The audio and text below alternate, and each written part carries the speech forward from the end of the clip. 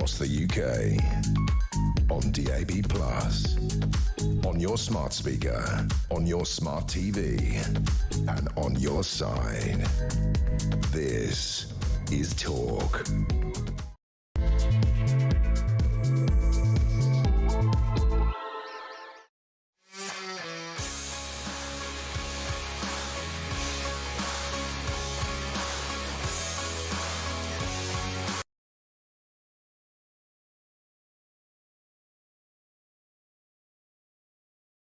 Good afternoon and welcome to Drive Time right here on Talk. I'm Kevin O'Sullivan and I'll be your host for 3 powerhouse hours of news, views and topical debate all the way to 7 o'clock. Get on the show, get on the phone and call me on 0344 499 1000, or you can WhatsApp voice note me on the same number and I promise to play your message out. It is Friday, February the 20th. Here's what's coming up. As police continue to search the Royal Lodge in Windsor Great Park for evidence again in the case against Andrew Mountbatten Windsor, increasing questions are being asked of the royals and specifically the King. Trust in the monarchy is disintegrating amid the perception that secrets were kept to protect the late Queen's favourite son. That perception might be right, it might be wrong.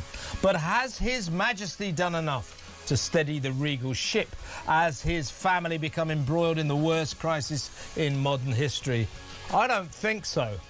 What do you think? 0344 499 1000. And can it be that after Andrew was locked in a grim little police interrogation room and grilled for 11 hours on his 66th birthday yesterday, that the cops won't interview the monarch to find out what he knew? Isn't that the kind of ludicrous deference that this nation urgently needs to grow out of? Like now. 0344 499 1000. People go, well, they can't actually talk to the King. He's the King. That's ridiculous. If he knows anything, he needs to be talked to by the police. He's not God. It's ridiculous. 0344 499 1000. In other news, has the fury of President Trump torpedoed Turkey's ridiculous Chagos Islands giveaway? And why has our Prime Minister banned America from using RAF bases to launch strikes on Iran? So much for the special relationship. 0344 499 1000. Also today, the fight on the right erupts after Rupert Lowe upset the reform apple cart with his new party, Restore Britain. 0344 499 1000. Green, we'll talk to Ben Habib later to find out his reaction to my interview with Restore Britain's new leader, Rupert Lowe, on Wednesday. Meanwhile, Green Goblin, Zach Polanski, unleashes a bizarre party political broadcast sitting in a 1970s-style room, complete with a highly unecological old-fashioned gas fire. Will we learn that the truth really is out there as Donald Trump vows to release the Pentagon's UFO files? 0344 499 1000. And meet our new Eurovision hopeful. His name is Look Mum, No Computer, as I just said to Ian after the Austrian finals. Will he change his name to Look Mum, I Came Last? I bet you he will have to. 0344 499 1000. We'll talk to Eurovision legend Cheryl Baker about that later in the show. All that and so much more, so don't go anywhere. Stick with me right now, right here on Talk, the home of free speech and common sense. Let's spend Friday afternoon together, and for the first 20 minutes or so I'm very pleased to welcome our first guest. He is former Met Police detective Peter Bleksley. Welcome, Peter. Good afternoon. First of all, the police have gone back to Royal Lodge at Windsor Great Park for their second search today. That kind of is the breaking news. Nothing much else has happened after that extraordinary day yesterday when Andrew Mountbatten Windsor spent 11 hours locked in a police interrogation room up in Norfolk to face charges or to face allegations that he basically sold British secrets, misbehaved in a public office. He hasn't been charged yet, important to stress that.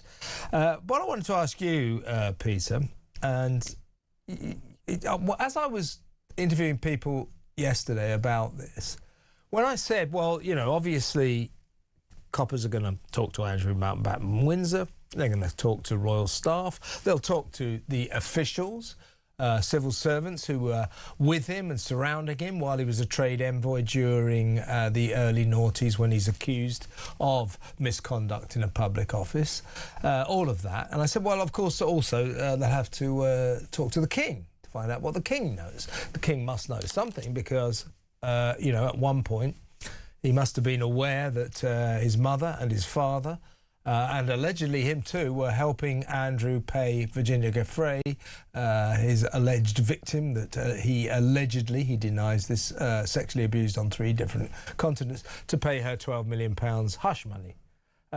When I suggested that, when I said, well, the police will have to talk to the king, everyone went, oh, no, they'll talk to the king's assistants, to the executives at the palace to find out what the king knew. They won't talk to the king himself. That is ridiculous, isn't it? They've got to sit down with the king. As I say, you'll know this as a copper. You've got to conduct the investigation to the best of your possible ability, and that must involve talking to the monarch. We cannot not talk to him in this very important police probe, just for reasons of cap-duffing deference. Oh, your majesty, be me ever so humble, we couldn't possibly presume to talk to you. That's ridiculous, isn't it? Yes. If any of the current multiple investigations into the allegations made against Andrew Mountbatten Windsor, and they are wide-ranging allegations, if any of those suggest that the king may be a witness in any way, shape or form, then of course, quite clearly, he will need to be spoken to. Not his courtiers, not his people in waiting and all the other people that surround the monarch, but he, if required, will have to be sat down in front of and spoken to by a police officer. If there are grounds to do that and it doesn't happen, there will be absolute public outrage, because with regards to the royals now, we have gone beyond a tipping point. The whole deference, respect and regard for the royal family will never be the same again.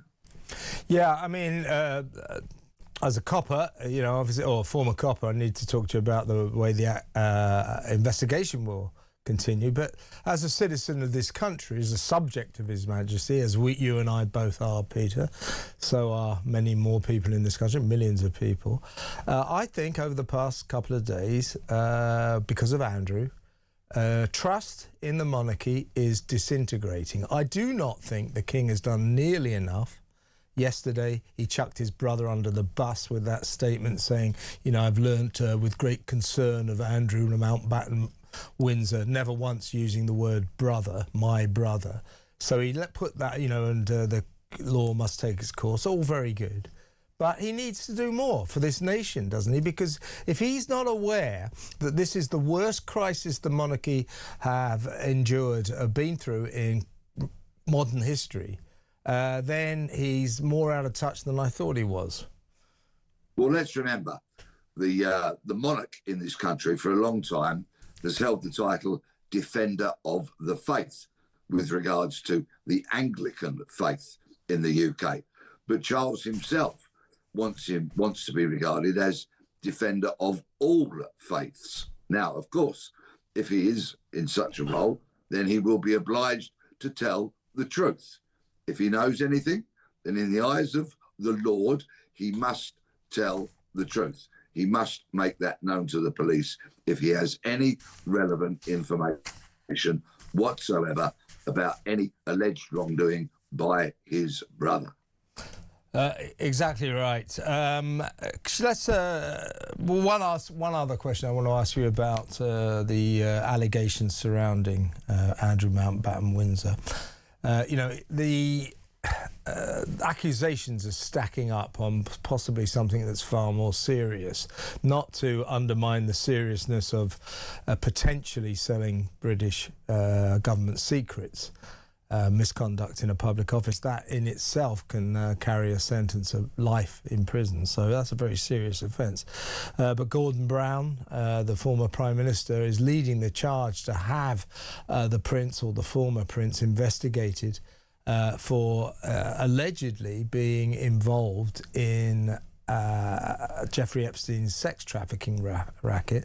Gordon Brown saying 90 flights came into various airports around this country carrying women, at least a couple of which, maybe more, were transported to Buckingham Palace to have nights of fun and frivolity with the then Prince Andrew.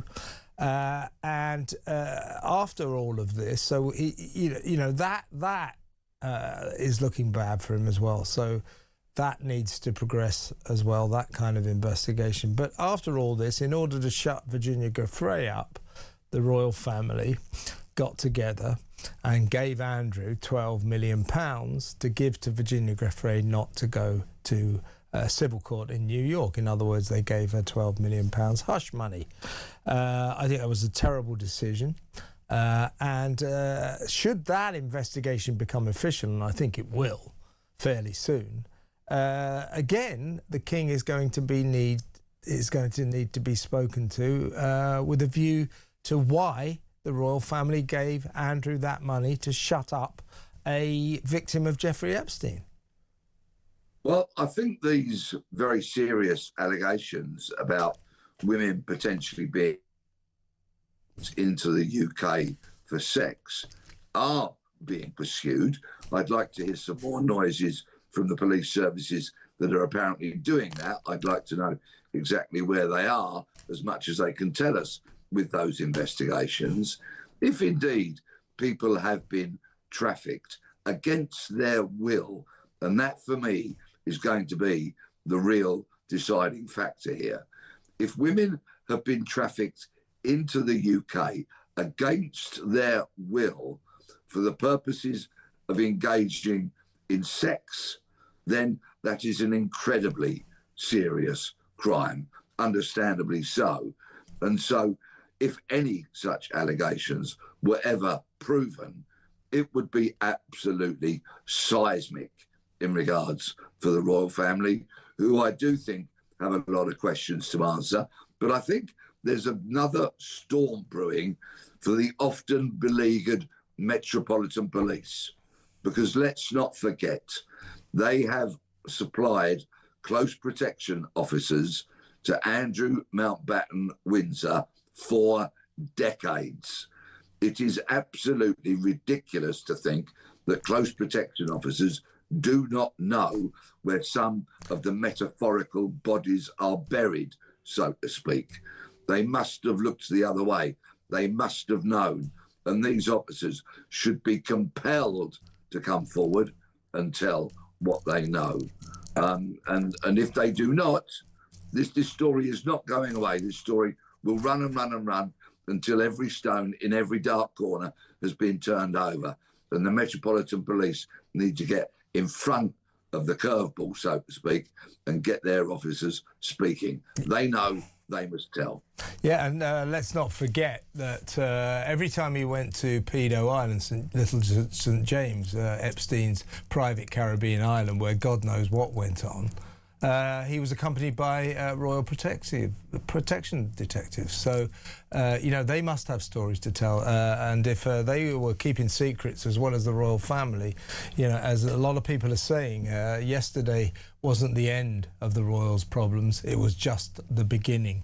Everybody, many experts thinking this is going to get worse and worse and worse. And the king needs to raise his game, because so far he looks like a fox caught in the headlights. Now, let's move on just quickly, Peter. The government has announced today record funding to protect mosques and synagogues. 2026-2027, £40 million will be given to mosques and Muslim schools for protection, 28.4 million for Jewish faith sites and 5 million for other faith sites. A lot of people saying why so much for the Muslims. Again, it's just that every single policy, but so many of Starmer's policies seem to be pro-Islam, pro-Muslims, because he's so keen on the Muslim vote. Seems a bit disproportionate, doesn't it? £40 million for mosques, £28 million for Jewish faith sites and schools, £5 million for other faith sites. Well, let's remember the Muslim bloc vote has got many, many Labour MPs in the Parliament, and it's got Sadiq Khan re-elected on a number of occasions as the lamentable Mayor of London. So it's an extremely valuable vote to the Labour Party. So it comes as absolutely no surprise to me that they get preferential treatment when it comes to funding for protecting their places of worship. Personally, I think that faiths should provide their own protection at their own cost. I would like to think that the government would provide money to protect my home, but I haven't seen a police officer patrol up and down my street for a very, very long time indeed. It's a good point. The other day, you and I, rarely, we agreed that we spend most of our time criticising the police, and they fully deserve it in most cases. But the other day, we praised the police for that brilliant investigation that busted that awful plot that would have been potentially the worst terrorist attack on Jewish people in this country ever. And the police brilliantly penetrated that gang undercover and busted it apart and arrested the perpetrators who went to jail for a very, very long time. So we praised the police. I've got another example here, Peter, where we can praise the police. This was, the other day, a demonstration. There was a Christian preacher who rather daringly turned up in Whitechapel, which is an extremely Muslim area in East London, Tower Hamlets. And a police officer came in to deal with the angry Muslims who were gathering, furious over the fact there was a Christian preacher in their midst. Now, have a look at this. And I think that this should be the textbook lesson to every single copper on how to deal with these kind of situations. Have a look. Hear what you're saying. In this country, we have freedom of speech, the same way you guys have your freedom of speech. Now, you guys don't need to see eye to eye, and you don't need to agree, and you're all more than welcome to stand here and have conversations with them, but they're not being aggressive. They're not. Someone else come here, hear this, you never know, he might get smashed up. That's their risk. That's their risk. I told the police, because on the way, I heard them say an offensive word about the religion. I ignored it, I came back. On the way, he's talking about a prophet, then he's like a donkey. So he clarified to one of your friends what he says. Yeah, but it's like, no. You know, if I could misunderstand the word, but when hundreds of people are stopping, because what he's saying, there must be something wrong. It's contentious though. Yeah. It's a contentious area. So why is he doing that? Yeah. He has the right to do it. What's the moral of the story? Is he allowed to do whatever he did? Yes. But you see, there's a difference between hate and the freedom of speech. What he's doing is hate. That's a full hate, man. It's not. No, he's going fully against Allah. So they are contending that this Christian preacher, who was clearly less than complimentary about the Prophet Muhammad, about the Islamic religion, they're contending that he should be arrested, and they're contending, or they're labouring under the misimpression that we have a blasphemy law. And I thought she dealt with the situation very, very well. She said he has every right to be there, just as you do. The risk is his own, and this is a freedom of speech issue. I thought she handled it very well. This woman police officer gave an absolute textbook example on how to deal with the intolerant Islamic mob. She was absolutely brilliant. She stood up to them. She put them in their place using fact, the fact that there is freedom of speech in this country.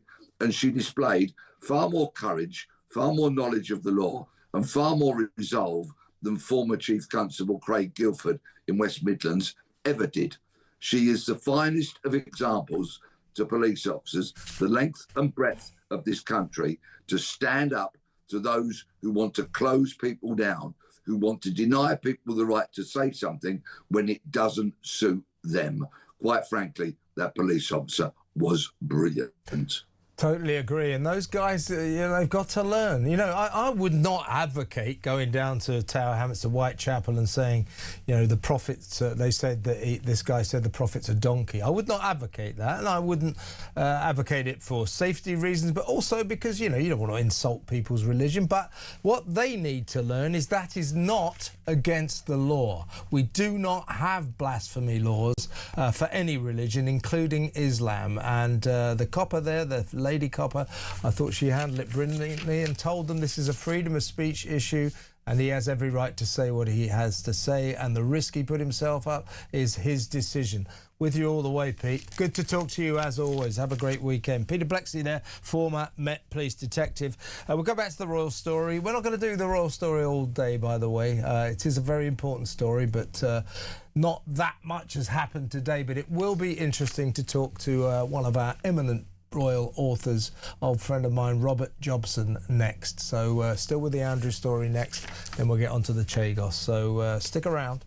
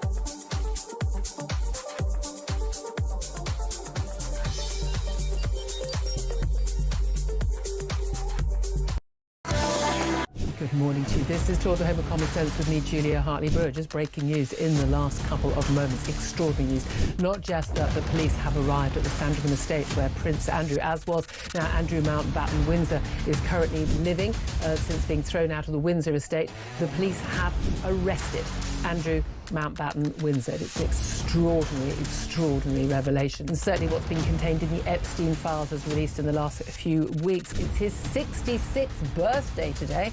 What a birthday present that is.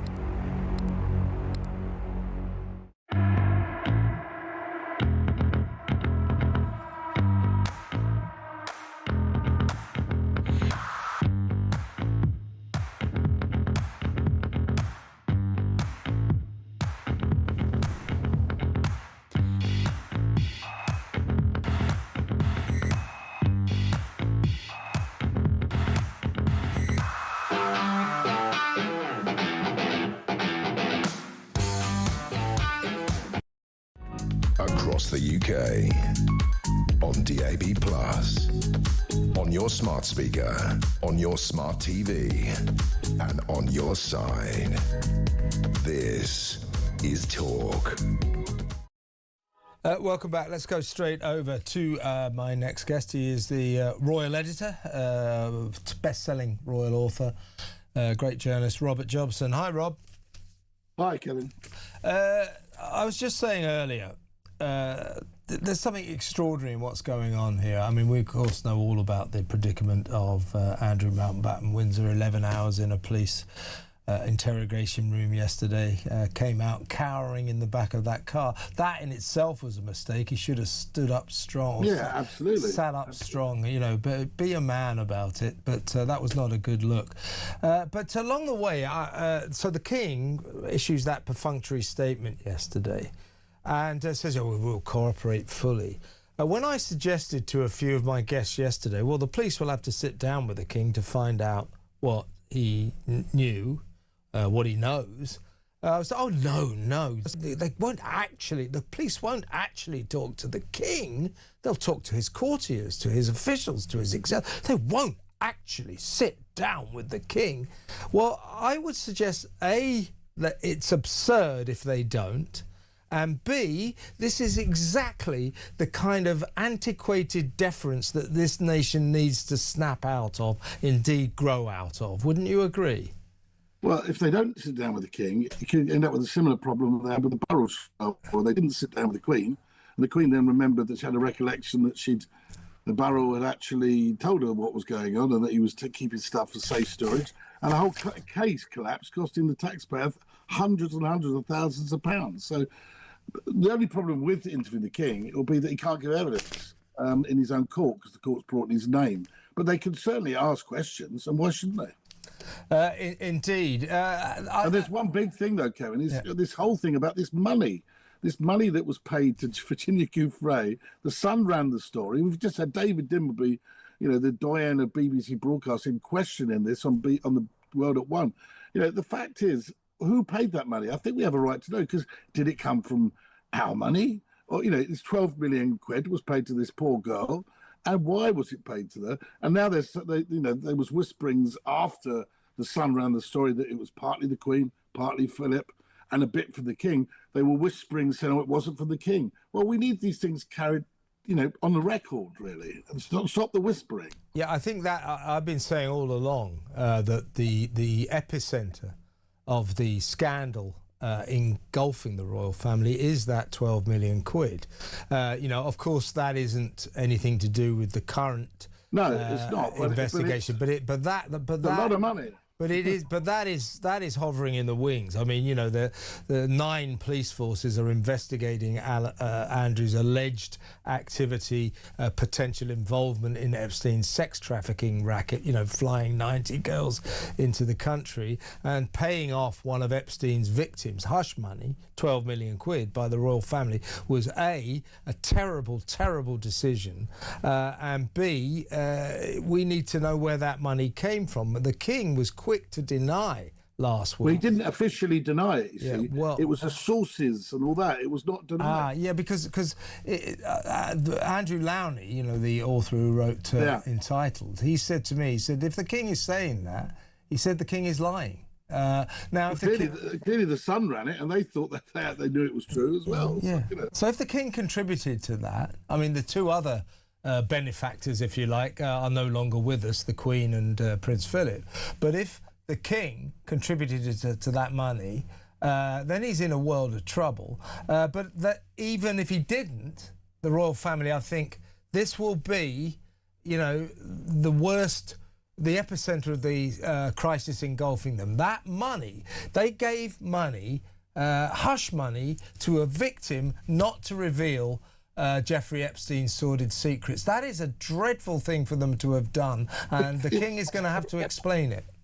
And why are you part of such a cover-up? I mean, that is, at the end of the day, we're now hearing that the full letter of the law will be followed. Well, that wasn't the case then, was it? Because money was paid, lots of money, to a woman that Andrew claimed he has no recollection of ever knowing. So you just give her a 12 million quid. Exactly. No recollection of money. And nobody really questioned it, was even allowed to question it at the time. It just sort of went away. And it was in the year of the Queen's Diamond, Queen's Jubilee. So everyone said it's best that this all goes away. And Andrew then said, I am going to fight and clear my name. No, he didn't.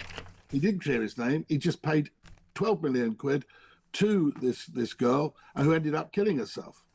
Yeah, and as a point of interest, the solicitor, the lawyer, helping or representing Andrew right now, a guy called Gary Bloxham, was also part of the team that came up with the £12 million payoff solution to Andrew's predicament way back when. So that is an interesting development as well. But yeah, I mean, the idea that the then Prince of Wales, now the King, didn't know anything about this money, and that Andrew turned to his family and said, "Oh, I need 12 million quid to shut this woman up," and they just said, "Well, so what would you have said then, Rob?" You go, "Well, why? What is it that she's going to say?" "Well, I've never met her, but she might go to court." "Oh, if you haven't met her, here's 12 million pounds. Do me a favour." This story doesn't... take his belief. It doesn't matter. There's no way, no one in their right mind would do that. They wouldn't do that. You know? And also, he said he was going to fight the case and clear his name. It was never the intention of that. Clearly, never the intention. He also said that money, you do work for these victims. You know, the victims were the last thing on his mind. In fact, in that interview with Emily Maitlis, he didn't even mention them. But we're now dealing with really, you know, another more complex case, aren't we? This is a case where did he or didn't he betray secrets? Well, it looks like he did betray secrets, but is it enough to get over the line for a prosecution? But what about the victims here? You know, and what about the cover-up here? What about the hush money? Because ultimately, this has been going on for 16 years, Gavin. I mean, or more. Yeah. And nobody did anything about it then. Nobody said, we've got to look into this. Yeah, it's shocking. It's shocking. And I just don't feel the king... When the royal family get embroiled in these kind of crises, you know, you and I are old enough to remember... not quite the Edward VIII abdication, although I'm not that far. Sometimes off. I feel like I'm not that far off, but we can remember the crisis after the death of Diana in 1998, when they completely, catastrophically misjudged the mood of the nation, didn't put the flag up to half-mast on Buckingham Palace, and the Queen had to make a speech. When this tends to happen, the royal family always look like foxes caught in the headlight. They don't seem to know how to handle these situations, and right now I don't think the King is handling this at all well. Do you? I don't. I mean, I think that the one thing the Queen did in that occasion, which wasn't, of course, criminal, but was certainly potentially existential for the actual monarchy at the time of Diana's death, she went and addressed the nation. She was she was the mother of the nation. She stood and she's basically acknowledged there have been mistakes, and she addressed them. And people afterwards went, fair enough. That's what happened. I think that the look was so wrong when Prince Andrew was being arrested. His brother then issued that statement, and the statement was okay. I thought the statement, was enough. We will cooperate with the police. Well, of course you have to. Everyone has to. But the fact is, it was pretty good. He said, we're going to try and carry on doing our duty. I think he should have done a bit more than that. I think he should have gone on screen, not necessarily, been interviewed by anyone, but just give a statement down the barrel so that people could see his eyes, see that he mean, the sympathy that we would probably feel towards him, actually. And he would say, maybe with William on his shoulder, just saying, look, we've got things we will follow the law, as he said. We will make sure everything's under. But I just want to assure you now that my institution is listening. The thing I lead, the institution I lead, will be transparent. It will be accountable, and moving forward, we will learn from any things we have to learn from. At least that would have been addressing the issue instead of sitting at a fashion show talking to Stella McCartney. God, that was very, very strange. I totally agree with you. I think the sort of headline on this, Rob, is, yesterday was a terrible, terrible day for the royal family generally, obviously, or not obviously, a particularly catastrophic day for Andrew Mountbatten Windsor on his 66th birthday. But people say, anyone who thinks that's the end of the trouble, I think it's only just beginning, don't you? I think that there's a long way to go, but what I would say, Karen, is I think they've got to learn from this and say, look, in 1917, George V turned around and said, there's a lot of guys coming back from the war. A lot of them were armed, a lot of them very disgruntled. Monarchies were falling all over the place, like dominoes in Europe, and we were still called the House of Saxe-Coburg-Gotha. Lord Stamford advised George V, you've got to change things. So he dumped all the prince and princesses, did all this. He changed things. This is a moment to actually say, we are going to change things. We're going to become more transparent, more open, more honest. And by doing that, you're not going to be having people so entitled and so complacent working for you. Because at the end of the day, when these things allegedly happened, Andrew was not Andrew Mountbatten Windsor, which is a thing we keep referring to now. He was His Royal Highness Prince Andrew, the Duke of York, second son of the Queen. Yeah, you're totally right. I mean, what King Charles needs to do as a matter of urgency is what the Queen did back then when after they got it all wrong after Diana died. She made a very gracious speech to the nation and the problem was solved. So the King ought to remember that and do something pretty damn quick, because I'll tell you what, Rob, trust in the monarchy is disintegrating right now. This is a serious crisis. Great to talk to you as always. Robert Jobson there, the royal editor. Next up, we're going to talk to Isabel Oakeshott about the Chagos Islands. It's all going on there. Has President Trump finally sunk that ridiculous giveaway that Keir Starmer seems so obsessed with bringing about? We'll talk about that next.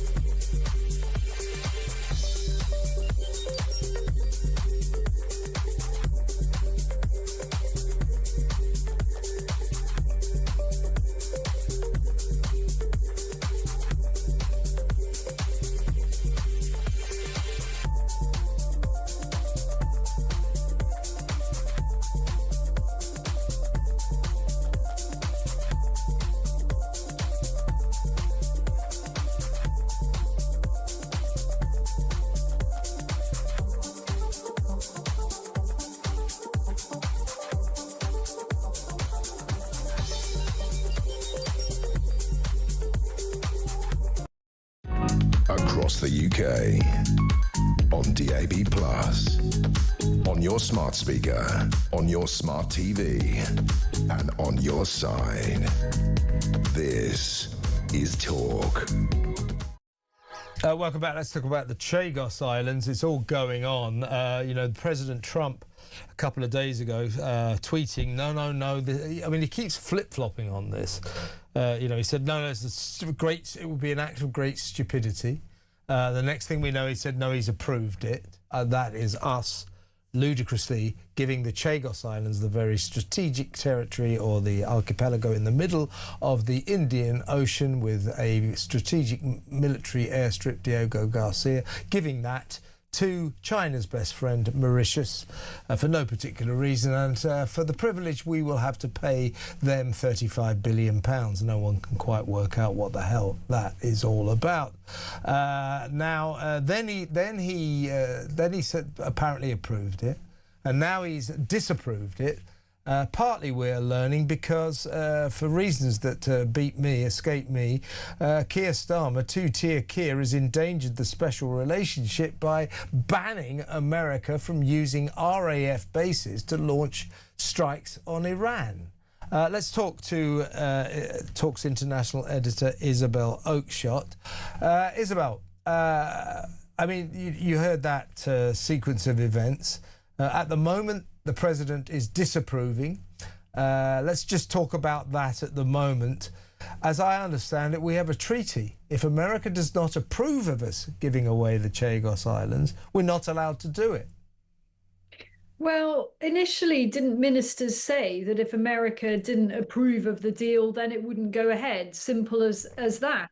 And it appeared that last year, much to most British voters' disappointment, America was prepared to see this go through. And unfortunately, the president has been very inconsistent, hasn't he?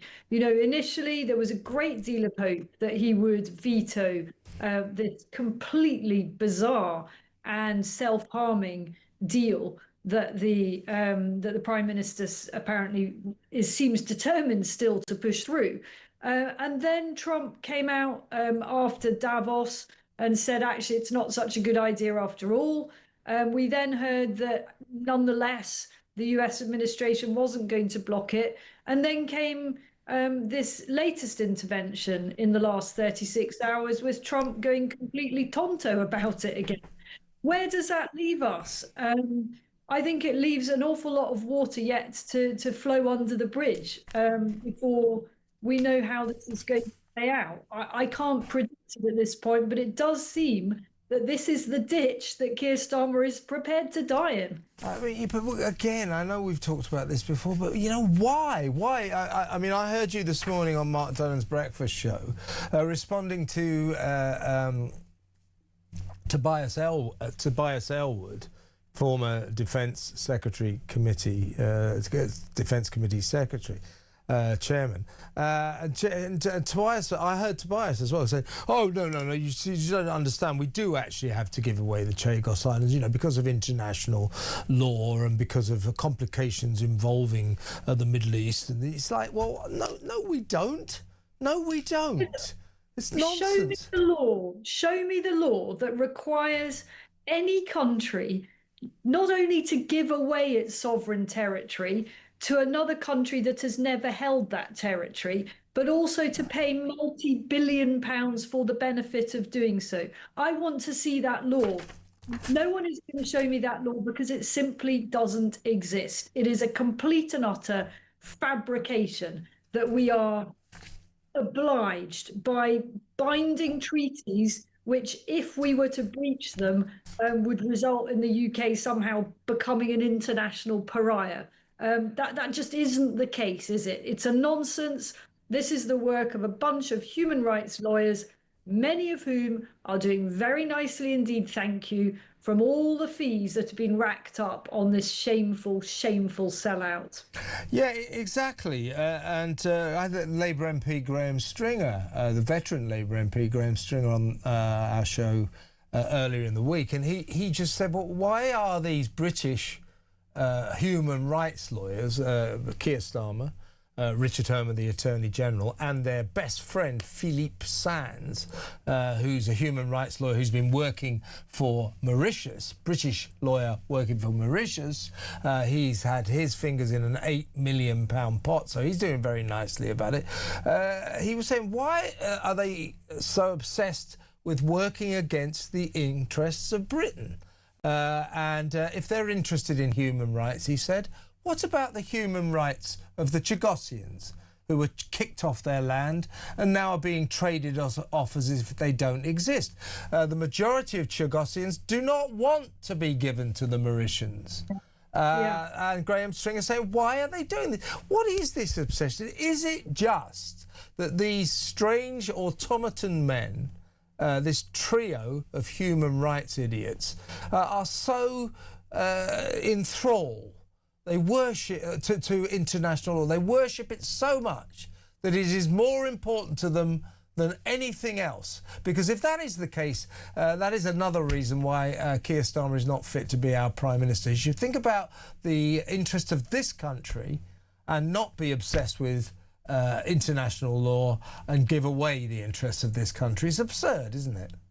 Well, we already know that Keir Starmer thinks that international law is more important than not only our broader national interest, but also our national security. Because if he didn't think that, then he would not be so obsessed with remaining in the ECHR, and he would come out of the ECHR and he would stop the boats. But nonetheless, he thinks that international law, as he sees it, and there are interpretations of international law that absolutely do allow us to stop boats. But nonetheless, he's such a purist in these matters that he puts that up against the national interest of this ongoing invasion of people who we have no idea who they are. But what we categorically do know is that a significant number of them have demonstrably posed a grave danger and threat to the people of our country. And that is why week after week we see the most horrific court cases involving British victims who have been attacked and assaulted and raped and so on by people that have come over illegally into our country. So I don't think, though, Kev, that it is just stating with international law. I am convinced that there is more money sloshing around here than we know about. Yeah. There is more to this than meets the eye. There is no way all these people who are involved in this appalling surrender are doing it simply on a point of principle. Yeah, follow the money every single time. Now, just before you go, I want to remind you, do you remember last week, I know you don't know about this, but you'll be able to handle it. Do you remember Sir Jim Ratcliffe saying this last week?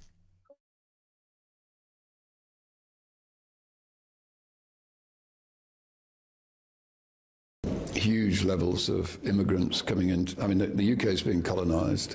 It's costing too much money. It will cause. It'll cause. Well, yeah. The UK is being colonised by immigrants, really, isn't it? I mean, the population of the UK was 58 million in 2020. Now it's 70 million. That's 12 million people. That, of course, caused a big storm. He got his slightly facts wrong. The population of this country in 2020 wasn't 58 million. But certainly, our population has exploded due to immigration. He's right in principle. Our audience, millions of people around the country completely agree with him, but there was a big, racist and all this kind of nonsense. Well, today, the reason I wanted to ask you about this, today, the Football Association has reminded Manchester United co-owner, as he is, Jim Ratcliffe, one of our richest people in this country, of his responsibilities. And they've basically told him that he shouldn't have said that and he better not say anything like that again.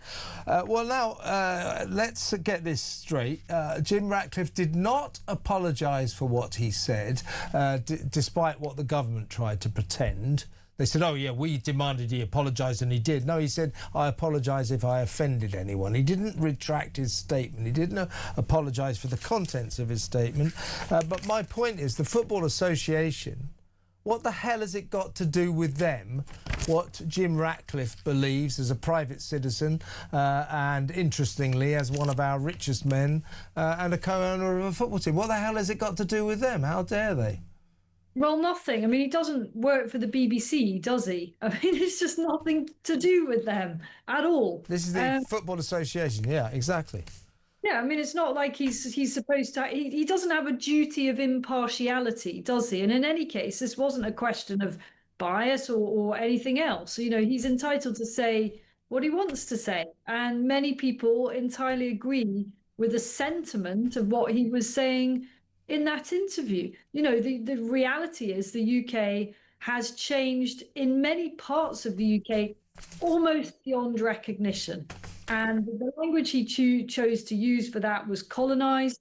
Yeah, it's pretty emotive, but I understand why he feels that way. And, there are plenty of people that would share that feeling, even if they wouldn't necessarily use that terminology, which, by the way, I don't think anyone was really, truly offended by. Of course they weren't. Of course they weren't. And if they were, then they just probably need to get a little bit tougher. But when somebody says what they think, it has nothing to do with the Football Association. And the Football Association has spoken to Sir Jim to remind him of his responsibilities as a participant in English football. What does that mean? So if you participate in English football, you're not allowed to say what you think. I mean, it's just more erosion of free speech, isn't it? The idea that you just get ticked off, do you, by any organisation that you're associated with if you say something that they don't happen to purely 100% agree with or echo. It's typical of the Football Association. They love to signal their virtue. It's ridiculous. Isabel, thank you very much. Have a lovely weekend. Good to talk to you. Isabel Oakeshott, Talks International editor there. Next up, Ben Habib. We need to talk to him about my interview with Rupert Lowe the other day on Wednesday, in which he kind of ruled out an alliance with Ben's party, Advance UK. We'll also talk to him about the effect of the fight on the right and what effect that is having on Reform UK. So that next, stay tuned.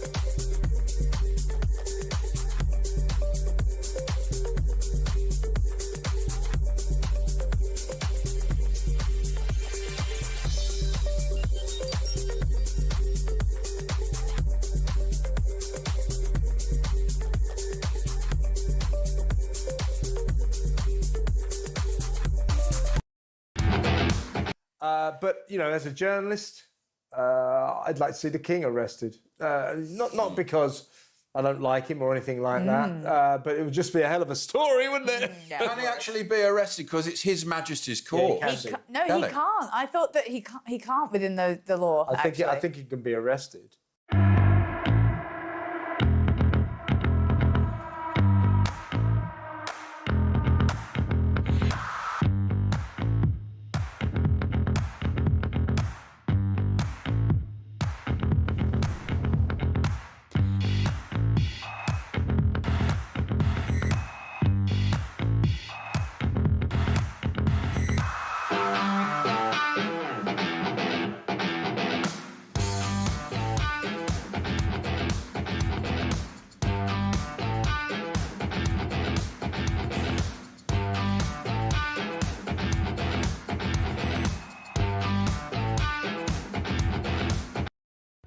Across the UK, on DAB+, on your smart speaker, on your smart TV, and on your side. This is Talk. Welcome back. Let's go straight over to my next guest. He's the leader of Advance UK, former MEP, Brexiteer, and of course the former deputy leader of the Reform UK party, Ben Habib. Welcome, Ben. See you, Kevin. Good to see you. We don't have too much time, but on Wednesday I interviewed your friend, Rupert Lowe, the new leader of the new party, Restore Britain. You've expressed some interest in sort of hooking up, becoming an alliance, if you like. I mean, whilst he said that you were good friends and you had very similar political outlooks, he didn't seem keen on the idea. Have a look at this.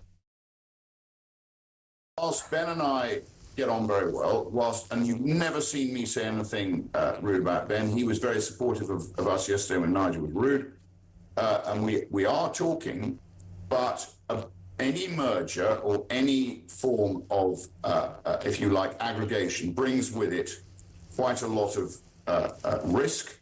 It brings with it differing dynamics. And at the end of the day, we haven't yet resolved all those issues. And, you know, when and if we do, we'll let people know. OK. So your thoughts on what Rupert said, Ben? Well, I agree with Rupert that there are significant risks when an organisation changes its direction of travel. And I think he's facing some risks already, converting from a movement to a political party. Lots of Tories, for example, were members of Restore, and I imagine they'll be leaving. I know David Starkey was an advisor, William Clouston was an advisor, they left, but there'll also be members that have left Restore as a result of that. Rupert Lowe also hasn't got any clear structure to Restore Britain. At the moment, simply company limited by one low. It's got no institution, it's got no mission statement, no articulated. So there are some very fundamental things Britain needs to sort out. It can even play a merger or some other that I made it clear. Advance UK is in it for the country, and that this isn't about Restore or about Advance. This is about creating a political force that can actually save the country.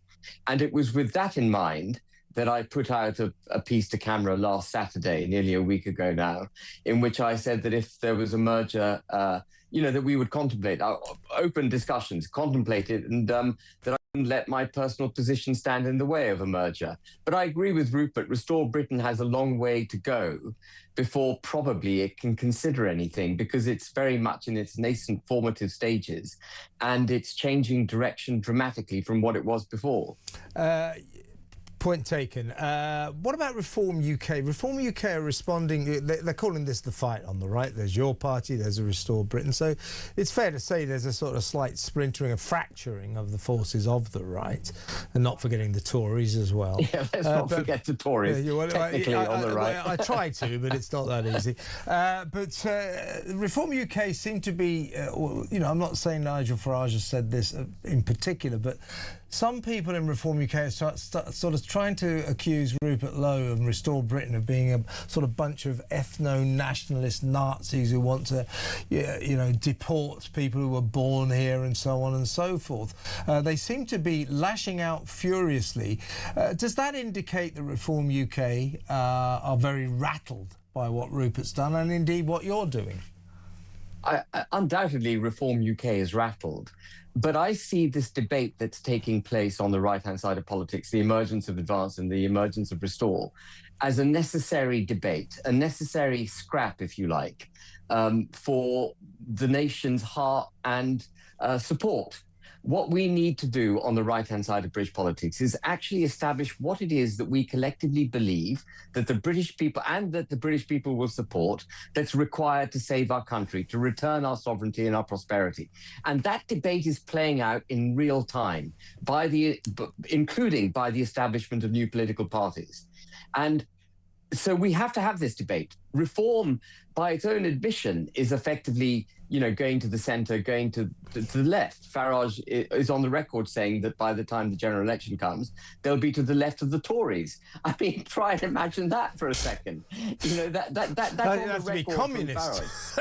I know. So, but Nigel Farage has said that. So we've got to have this debate. So Ben, I've literally got about 45 seconds left. But what you're saying, and I think Rupert is saying, is that Reform UK no longer properly represent the people of Britain who are truly right-wing. Who wish to restore this country to its former sovereign and prosperous self. Absolutely, they're not. Bombshell stuff, Ben. You and I will talk next week. It's always a pleasure to have you on the show. Thank you very much. Sorry it was so brief. Ben Habib there, leader of Advance UK. What do you think about what he's saying there? That Reform UK no longer represent the interests of people who might classify themselves as truly, properly right-wing, and that Reform UK are heading to the centre, so much so they might even be left-wing, left of the Tories soon. Your thoughts? 0344 499 1000. Who would you vote for out of the three? Reform, Advance or Restore Britain? 0344 499 1000. Very pleased to say that after the 5 o'clock news, I'll be joined by our new political commentating star, Lucy Connolly. Stick around, you don't want to miss that.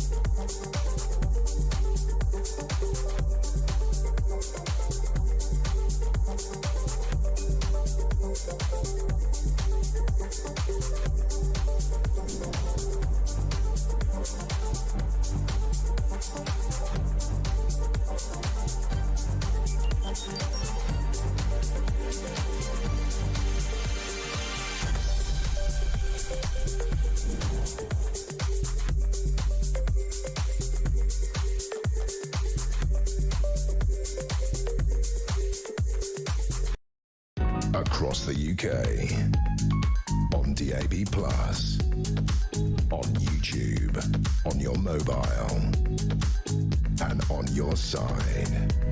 This is Talk.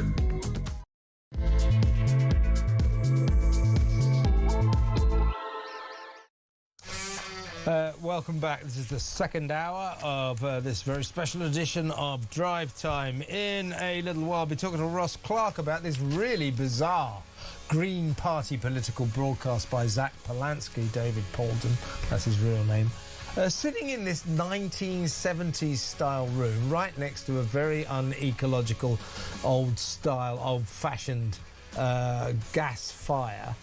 Very weird, very weird. We'll talk to Ross Clark and ask him if he can make head nor tail of what that's all about. We've reached out to the Green Party, so asked them for an explanation. Answer came there none. We've also asked Zach Polanski to come on the show and explain it. Guess what? He said no. Of course, his speech is full of a load of old rubbish about, oh, we've got too many billionaires. I hate rich people. He's not green. He's a communist. That's what that is all about. The one thing he doesn't seem to be at all interested in, you never hear him say anything about the environment or net zero, do you? He just talks about billionaires and too many rich people and, you know, just getting rid of... divided society and all that rubbish. So we'll talk about that in a little while. Also, the big story of the day is the truth out there. Are we about to find out? President Trump has ordered the release of American government files on UFOs, and only last week one of his predecessors, Barack Obama, said in a podcast aliens definitely exist. He knows that from his time as president when he was in the White House. So is the truth out there? If it is, are we about to find out? 03444991000. We'll be taking your calls as well, so get on the blower. But for the next 20 minutes or so, very pleased to welcome back to the show political commentator Lucy Connolly. Hi, Lucy. Hi, Kev. Good to see you. Right, let's get the royal issue out of the way. As a citizen of this country, as a subject of the King, what are your thoughts about what you've seen, what we've all seen last couple of days? Yesterday, 66th birthday of Prince Andrew, or the former Prince Andrew, 11 hours locked in a police interrogation room, coming out looking like a skulking criminal in the back of the car, the King issuing a perfunctory statement. It just looks like the royal family are in serious crisis. But just as a citizen, a subject of the King, what do you make of all this? How are you feeling about it? Well, I would love to believe that, justice would be served properly if everything that we've heard about is proven, but I don't believe for 1 minute actually that further down the line any further action is going to be taken about this. I just think this is just for our benefit. Oh look, we are acting. I know he's a member of the royal family, but but we have arrested him. I just think it's all pantomime. It's interesting. So you think this is all for show, and down the line it'll all be forgotten, he won't get charged, and it'll go back to royal business as usual? Is that that's your perception of it? Yeah, I think so. I mean, Andrew's been in the press for a long time now for some savoury behaviour, hasn't he? I mean, we can't speculate, it's got to be proven, but if we were to believe everything that's said about him, he should have been locked up a long time ago. And the biggest question is, okay, so they've arrested Andrew, where's Mandelson? Well, yeah, that's a really good question. A lot of people feeling, I mean, don't forget the evidence against him in terms of misconduct in a public office, which they're both accused of, basically selling secrets, British secrets, to Jeffrey Epstein, and in Andrew's case also to some banker mates of his. They're both very much accused of the same alleged offence. Suddenly yesterday, put in the police cell and all that, and yet Mandelson hasn't been arrested yet, although 2 weeks ago they did search his houses. So it's kind of strange, isn't it?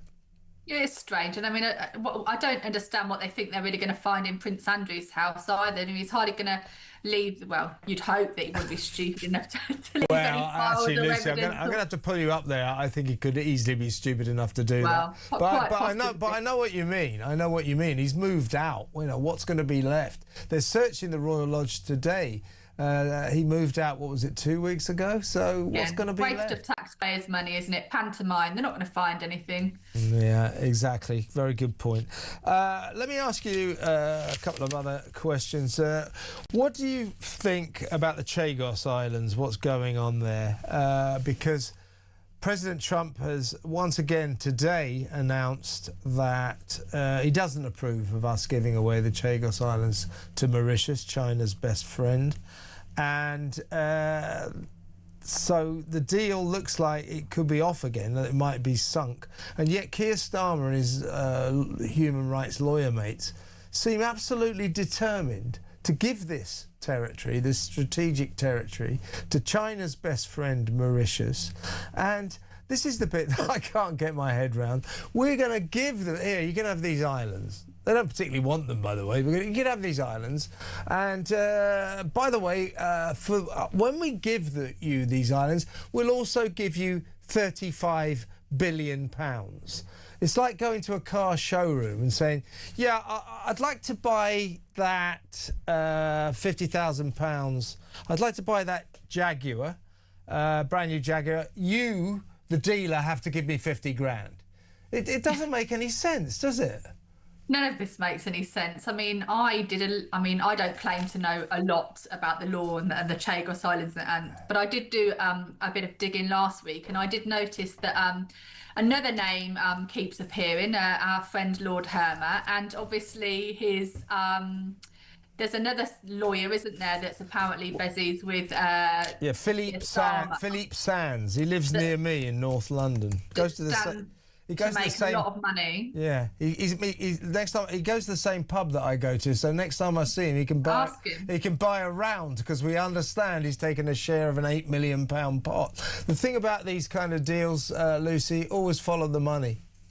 Absolutely, it's never in people's best interest. I mean, there are very few governments, either this country or in another country, that do, what actually do the best for the people. It's all about money and lining their pockets and golden envelopes, so to speak, I think. Yeah, I think you're exactly right. It's an us and them story. Now, here's one that I'm really interested to get your take on. 2 days ago, I interviewed Rupert Lowe, who's formed a new party. It was actually this time last week, last Friday, he turned his movement, Restore Britain, into a political party and really put the cattle among the pigeons.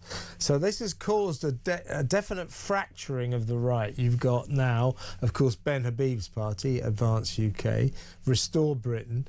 When I spoke to Rupert on Wednesday, he said 70,000 people had tried to sign up on that day alone. And of course, you've still got Reform UK, and I guess we mustn't forget the Conservatives, the Tories, much as we'd like to. So you've got all those different factions. Are you still connected to Reform? I think, yeah, I wouldn't say the word is connected. I mean, they support, I am, I support, if there was an election tomorrow, I would vote Reform. Okay. Yeah.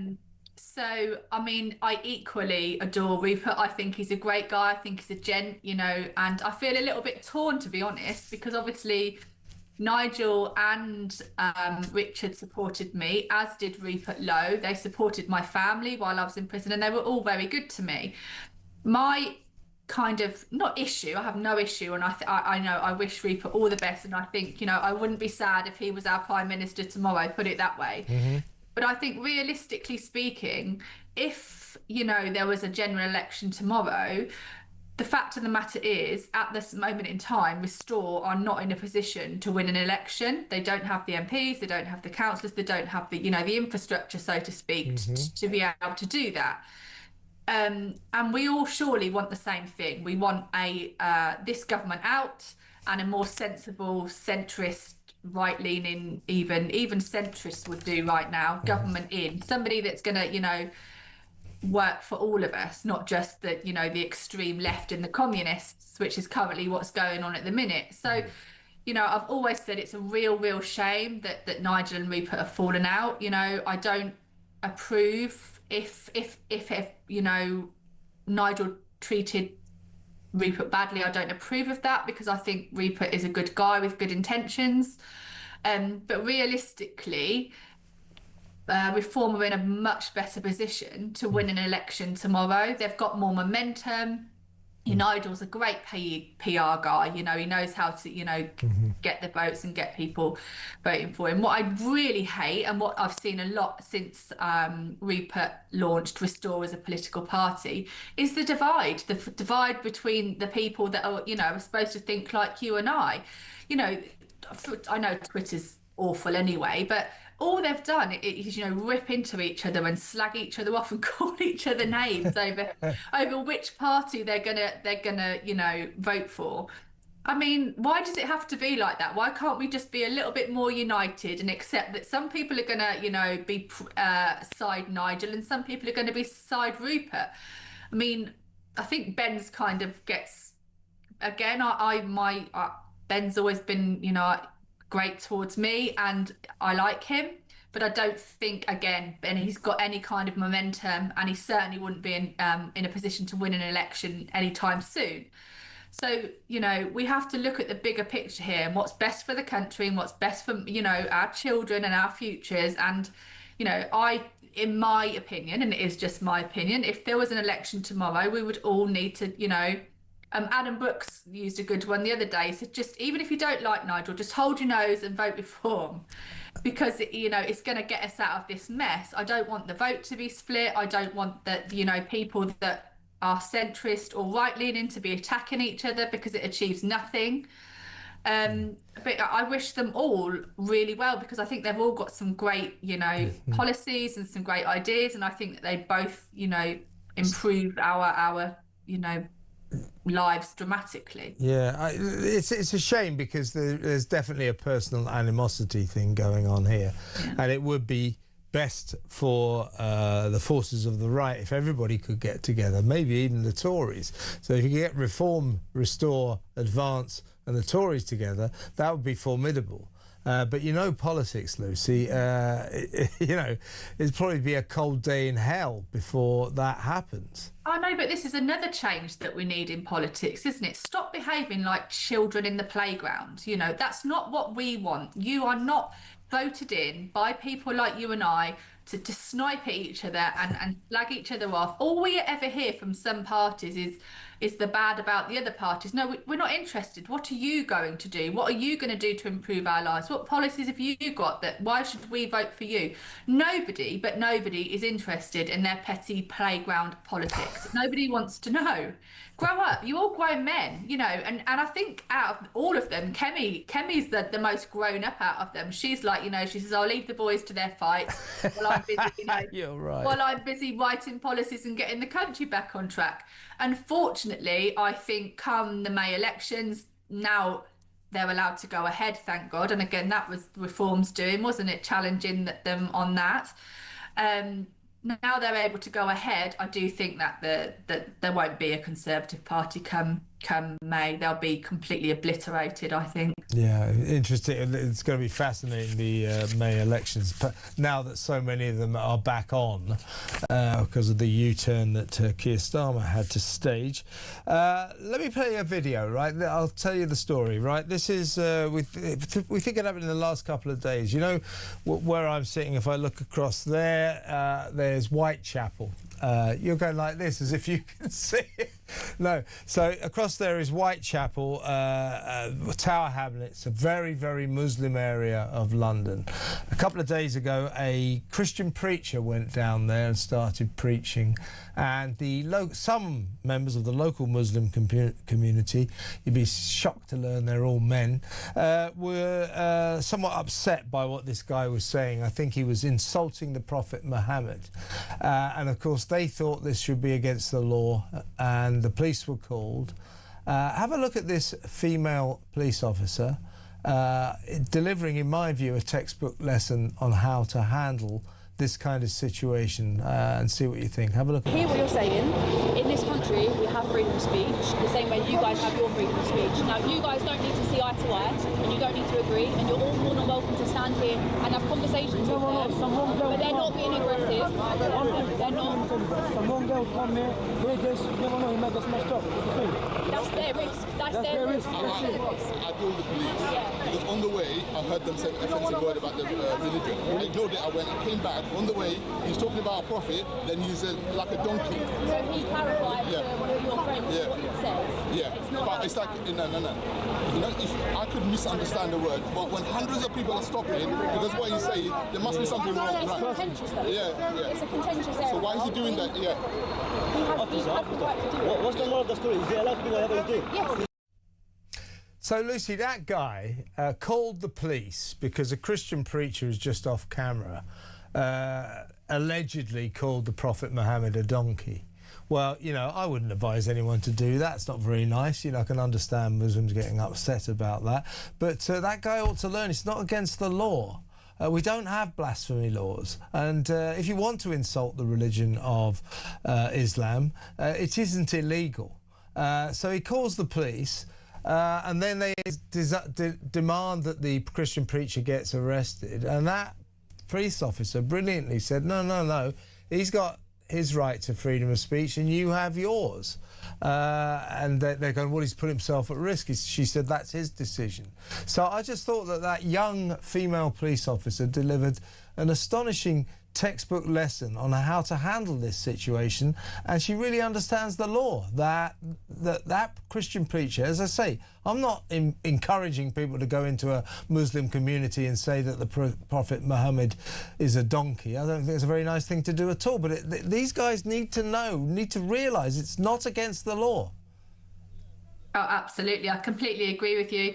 And kudos to that police officer. Give her a promotion, I say, because you know she completely used her common sense. As you said, she knew the law, which most coppers don't actually. I agree with you. Honestly. You know that.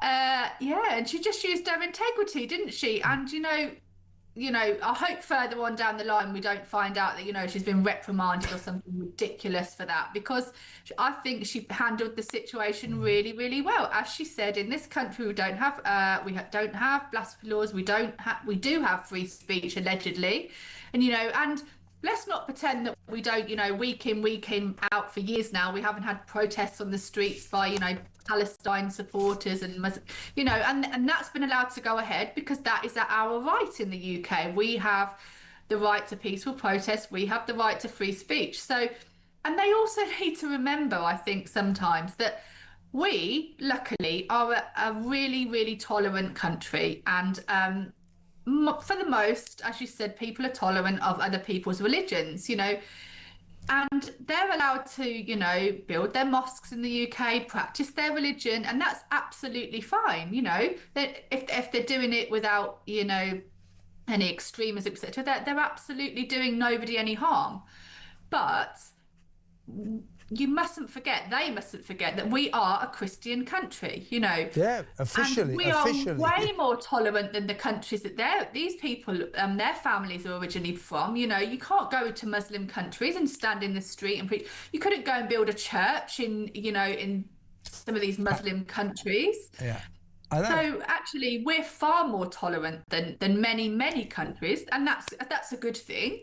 But again, these people have been allowed to just milk it, haven't they? You know, try and, you know, and you can see why people are worried that there's some, I mean, I don't believe there is, but, you know, you can see why people are worried that they say there's some kind of takeover here. Yeah.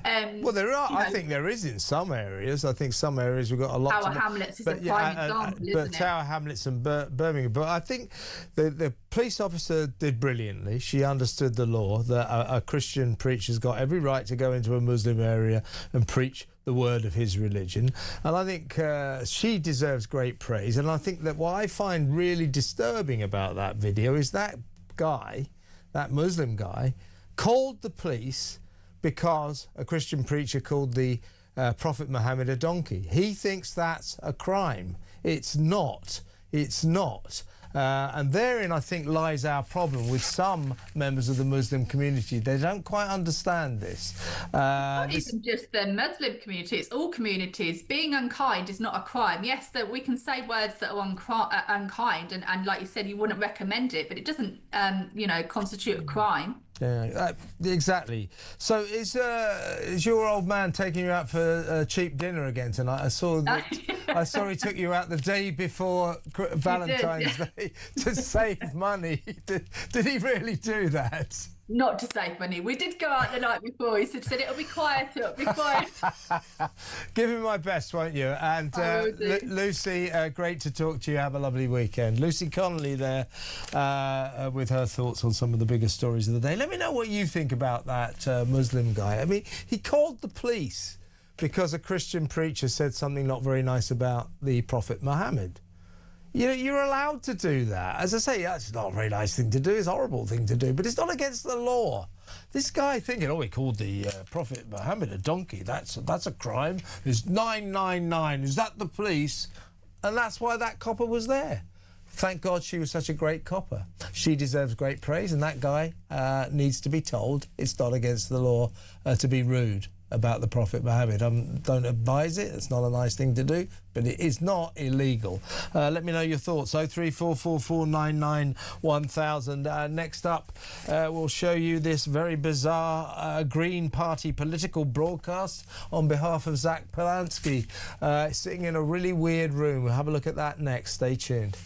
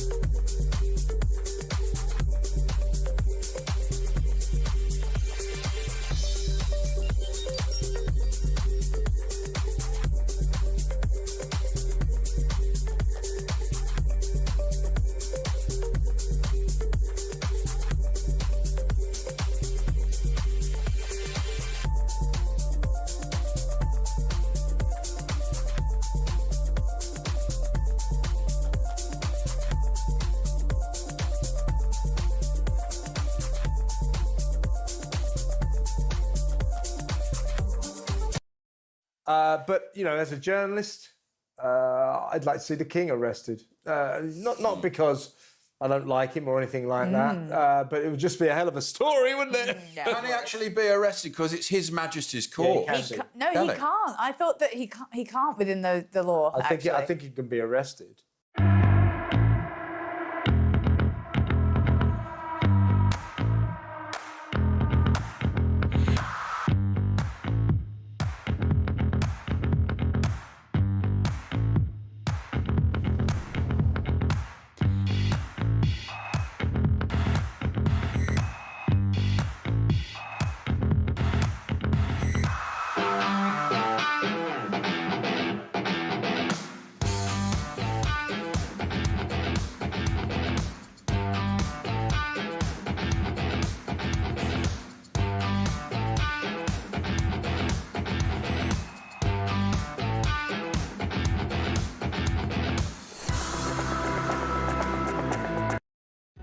Across the UK, on DAB+, on your smart speaker, on your smart TV, and on your side.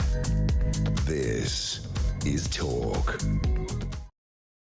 Welcome back. We're going to talk about UFOs in just a little while because the President, Donald Trump, has ordered the release of the government files on aliens and UFOs. This follows a strange statement last week by Barack Obama that aliens exist, and he was referring to his time as the president. So are we about to find out that the truth is really out there? We'll have a talk about that next. But first, let's go over to my first guest, or to my next guest, and introduce him, and then we'll have a look at this strange video. So welcome to columnist for The Sun and The Spectator and all sorts of publications, author of Not Zero, Ross Clark. Hello, Ross. Good afternoon. Hi. This is Zach Polanski, or David Polden, as he was called before he changed his name to something far more groovy. He's the leader of the Green Party, and he's done a Green Party political broadcast. Have a look at this. Billionaires own far too many of our politicians, and every day we're seeing how far that rot goes. People at the heart of government leaking secrets, and a Labour government that's crumbling. But we've got Nigel Farage. He's trying to paint reform as some sort of alternative. But reform and Labour both accept money from oil and gas companies, arms trade companies, private healthcare and gambling companies. That means they work for them and not you.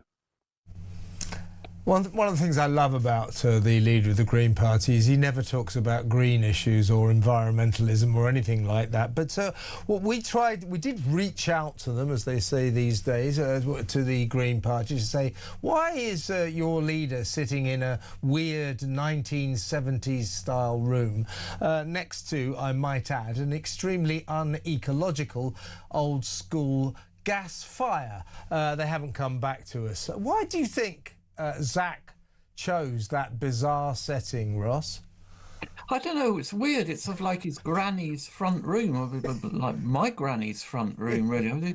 The only green thing in that broadcast were those sort of rather frumpy old curtains. That, yeah. Otherwise, it was all deep red. It seems that the Green Party, their main policy now is a wealth tax. I mean, that's what he was talking about, trying to whack the wealthy millionaires, multi-millionaires and billionaires, he said, with a wealth tax. And I don't know. I mean, he's got no sense of economics whatsoever. He's a guy who doesn't seem to think growth matters. He sort of despised the whole concept of GDP.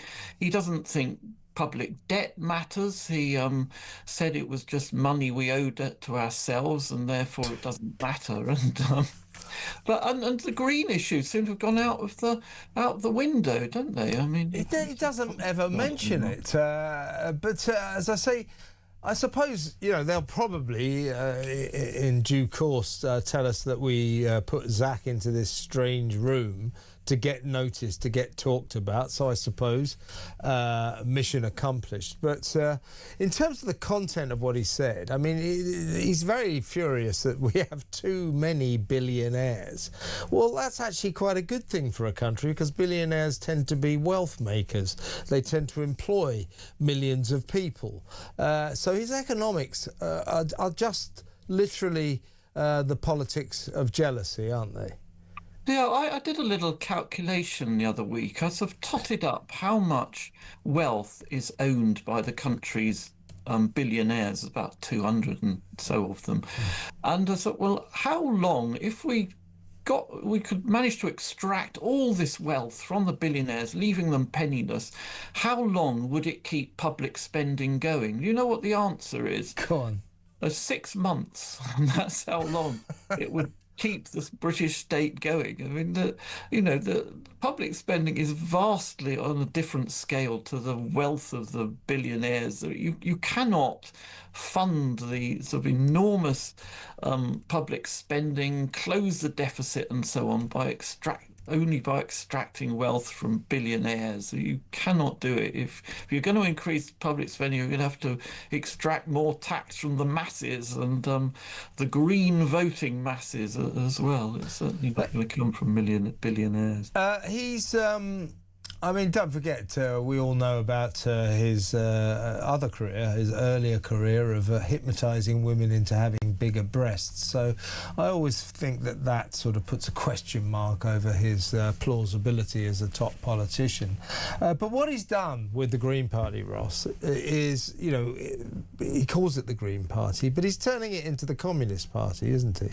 Yeah, well, it was sad. The only thing he wants to grow are women's breasts. I mean, he doesn't seem to want to grow the economy at all. I mean, that's the trouble. Yeah, you know, the Greens, they dabble in this movement called the degrowth movement, which means basically we stop economic growth and just sort of redistribute what we got, and then we're all going to be happy forever after. I mean, you know how much. What it causes, the pain it causes when GDP shrinks by 0.5% or something. And, you know, the Greens will want us to put us in permanent recession. You know, at least the communists, at least the old Labour Party, I mean, current Labour Party too, at least they want to try to grow the economy. They might not actually manage it, but they actually want to do it. But, I mean, the Greens are the only party in history that ever stood for government in this country, I work out, who actually want to make the country poorer. I find it extraordinary that anybody should really be attracted to them. Yeah, and I mean, the danger with Polanski is, you know, you can sit there. I mean, there are two things to say about him. First of all, in fairness to him, what's frightening about him, he's a good communicator, he's a good performer on the media stage, and he is very successfully attracting, you know, quite a few typical middle-class socialists, the kind of people who can afford to be socialists, who live in places like Hampstead and Islington. They're attracted to his completely impractical, unrealistic policies because they don't really have to care, and they think if I say I support Zach and his lovely policies, then that makes me a lovely person. So he's successfully drawing in all these virtue-signalling middle-class people. So he's a good performer. That's slightly worrying. What's more worrying is going forward, if the right unite, if Reform pose a serious chance of winning the next election, which they may well do, certainly if they hook up potentially with the Tories, then the left will start forming a coalition, a mad mosaic of the Labour Party, probably led by crazy Ed Miliband, the Green Party, led by even crazier Zach Polanski, and of course that cretin Ed Davey and the Lib Dems, and then a few other stragglers. So if they all get together, numerically, they might well be able to outnumber the forces of the right, win the election, and Zach Polanski will be in our cabinet, probably, you know, with some very senior role. So, you know, we can laugh about him in his funny little 1970s room, borrowing his granny's room, as you say, but there's something to be worried about here. Well, yes. I mean, what you've described there could well happen. You know, it's going to be so hard to predict the outcome of the next election because we've now got not a three-party system. We got used to that. We've now got a four-party system where you've got, you know, Labour, the Tories, Reform and Greens all on around about a fifth of the vote. And it's going to be so predictable, unpredictable rather, under a first-past-the-post system, who creeps ahead here and there. But you said Greens are, well, yeah, you're quite right, they are pulling in that sort of middle-class guilt vote, people with guilt over the climate and so on. But it's particularly strong is their support among young people, among 18 to 24-year-olds. They're getting about 40% of the vote now, which is extraordinary. Yeah. And, you know, they have cornered the young. People who used to vote Labour now going to vote Green, and in certain constituencies, like student constituencies, it could well end that they swing Green. I'll tell you what, you're right. That demographic is doing very well in as well, and God knows what will happen when the 16-year-olds get their vote. If the next government is formed under the premiership of Ed Miliband, and shall we say, Zach Polanski is Chancellor of the Exchequer, which country will you move to? Which country would I go to? I don't know. What's the furthest one from Britain? Because I'm not New Zealand, isn't it? I'll tell you what, Ross. If that happens, I'm not sticking around. I'll see you at the airport. Yeah. Yeah. If not another planet. Yeah. Let's get the hell. Honestly, it doesn't bear thinking about. Great to talk to you, Ross. Have a great weekend. Thank you very much, Ross Clark, the columnist for the Sun and the Spectator and the Mail, author of Not Zero. Next up, that's not very good, is it? I was trying to do a sort of a space. How's it go? Is the truth out there? Next up, we're talking about UFOs. Seriously, Donald Trump is going to release the Pentagon files on UFOs.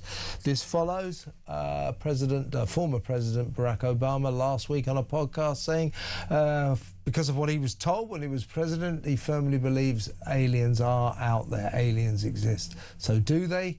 What will we learn in the UFO files? We'll talk to expert Richard Lawrence next. Stick around.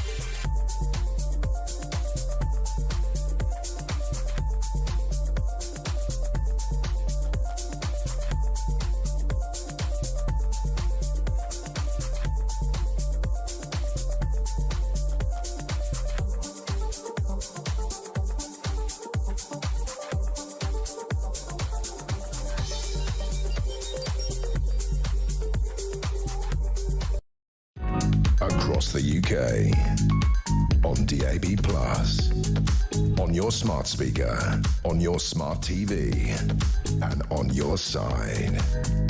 This is Talk. Welcome back. Well, as I just said, Donald Trump has announced, and we'll play a little clip of the president in just a second. He's announced that he will be releasing for public consumption the American government files on UFOs. This follows last week what former President Barack Obama said that in his experience as the man in the White House, he believes that aliens are out there. So interesting times. Before we go over to let's go over to my next guest and then we'll play you the president. So a warm welcome to the author of UFOs and the Extraterrestrial Message, a spiritual insight into UFOs and cosmic transmissions. That's the title of the book, not the entire book, although you might think it is. Welcome to Richard Lawrence. Hello, Richard. It's been a while. How are you? Yeah, how are you, Kevin? Yeah, good to see you. I'm very, very well. Now, this is President Trump announcing the release of the UFO files. Barack Obama said that aliens are real. Have you seen any evidence of non-human visitors to Earth? Well, he gave classified information. He's not supposed to be doing that. You know, so aliens are real? Well, I don't know if they're real or not. I can tell you he gave classified information. He's not supposed to be doing that. Well, he made a big mistake. He took it out of classified information. No, I don't have an opinion on it. I never talk about it. A lot of people do. A lot of people believe it. Do you believe it, Peter? Well, the president can declassify anything that he wants to. So if you want to make an announcement, I may get him out of trouble by declassifying. we know illegal aliens, really. Yeah, illegal. Only illegals. Honestly, but you know, he said first. Interesting that he said Barack Obama betrayed classified information. Fascinating. And he said we may get him out of trouble by declassifying that information. And indeed, it does seem that is going to be the case. He's going to release the American government files on UFOs. Add together what Obama and Trump just said there, and these files could be fascinating, couldn't they? Absolutely, and well done, Donald Trump, for being, I think, the first president to come right out and say this. And yeah, as you rightly say, it is pretty fascinating because Obama tried to row back later on after that interview where he kind of blew the lid off it a bit. But that must have been an attempt to classify it again and cover it up, because we've been told there that he broke... Actually, many things come out of this. I mean, one is that there are classified files. They used to deny that, never mind anything else. They've lied for many, many years, and you've now spoken about this. I mean, I've been looking into this for decades, as you know. And this is potentially a very big day. But also, Obama made this very revealing statement. Not many people have picked up on this. In that interview, he said, there's no underground facility, he stated, unless there's this enormous conspiracy and they hid it from the President of the United States.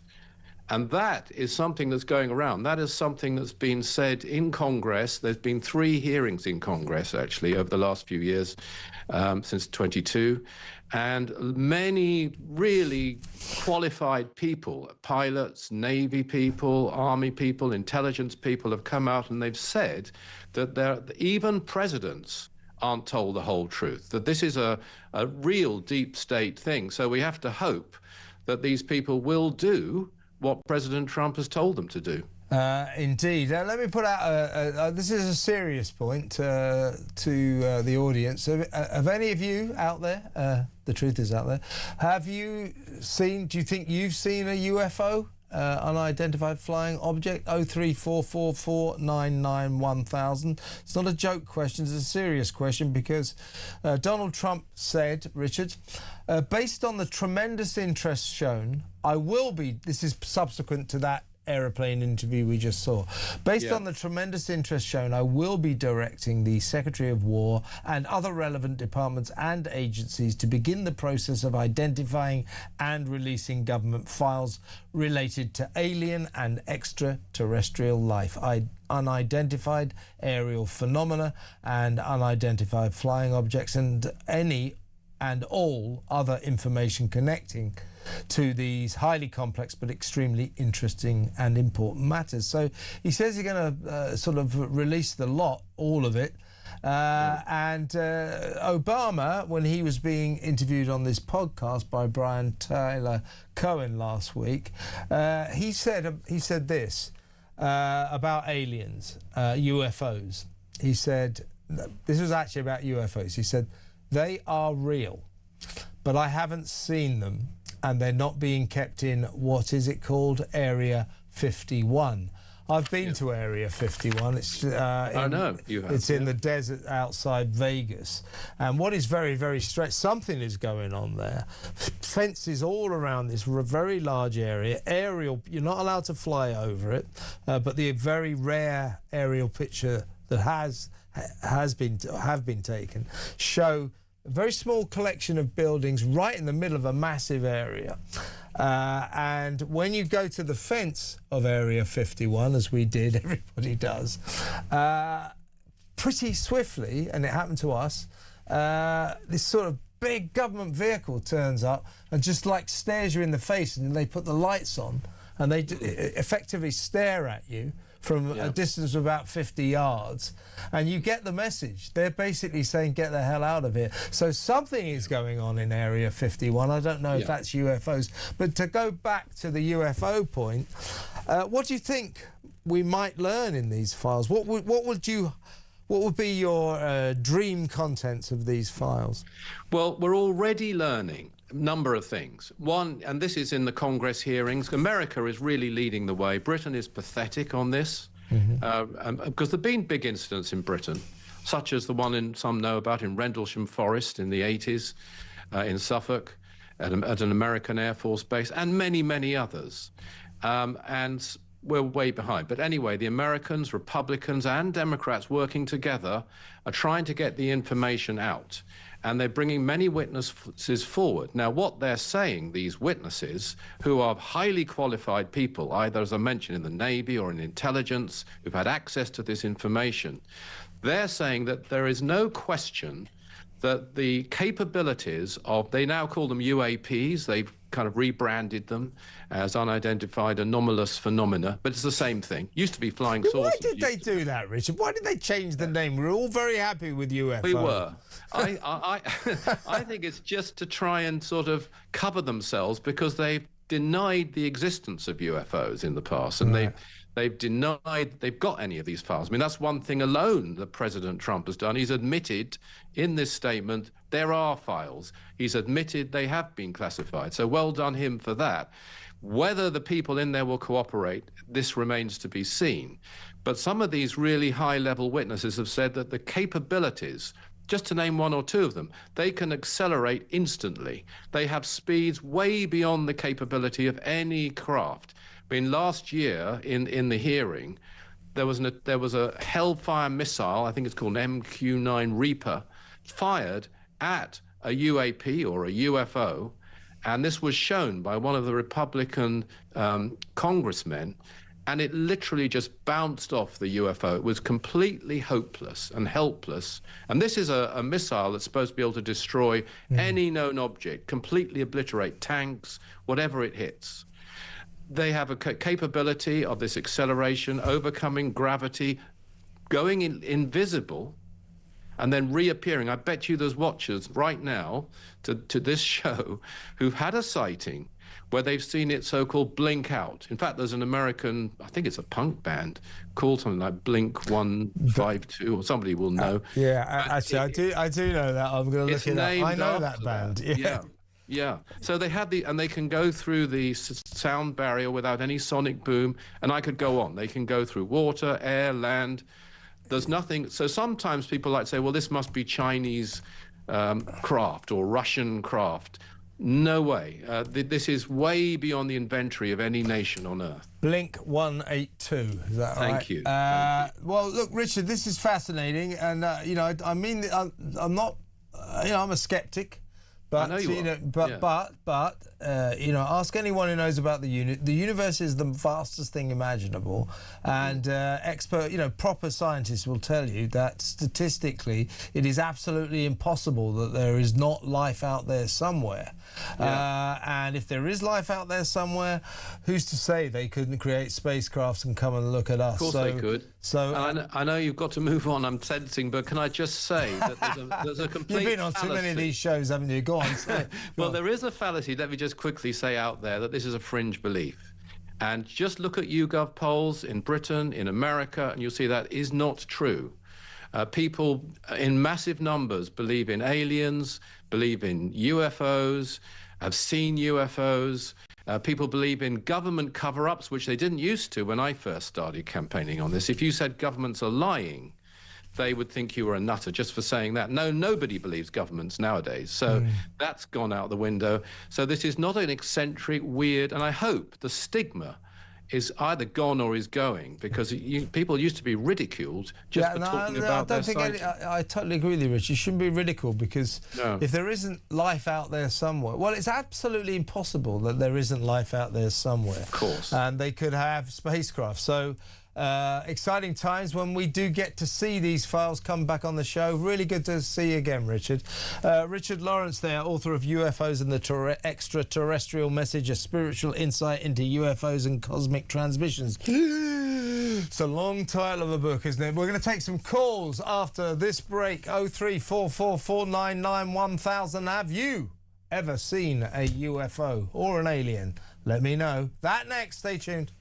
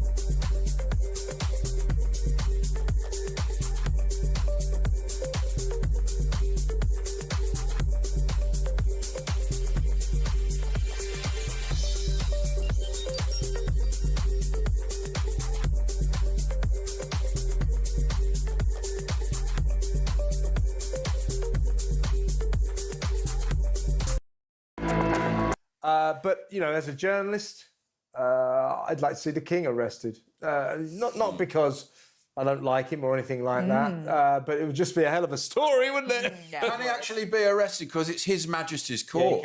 No, he can't. I thought that he can't within the law. I think he can be arrested.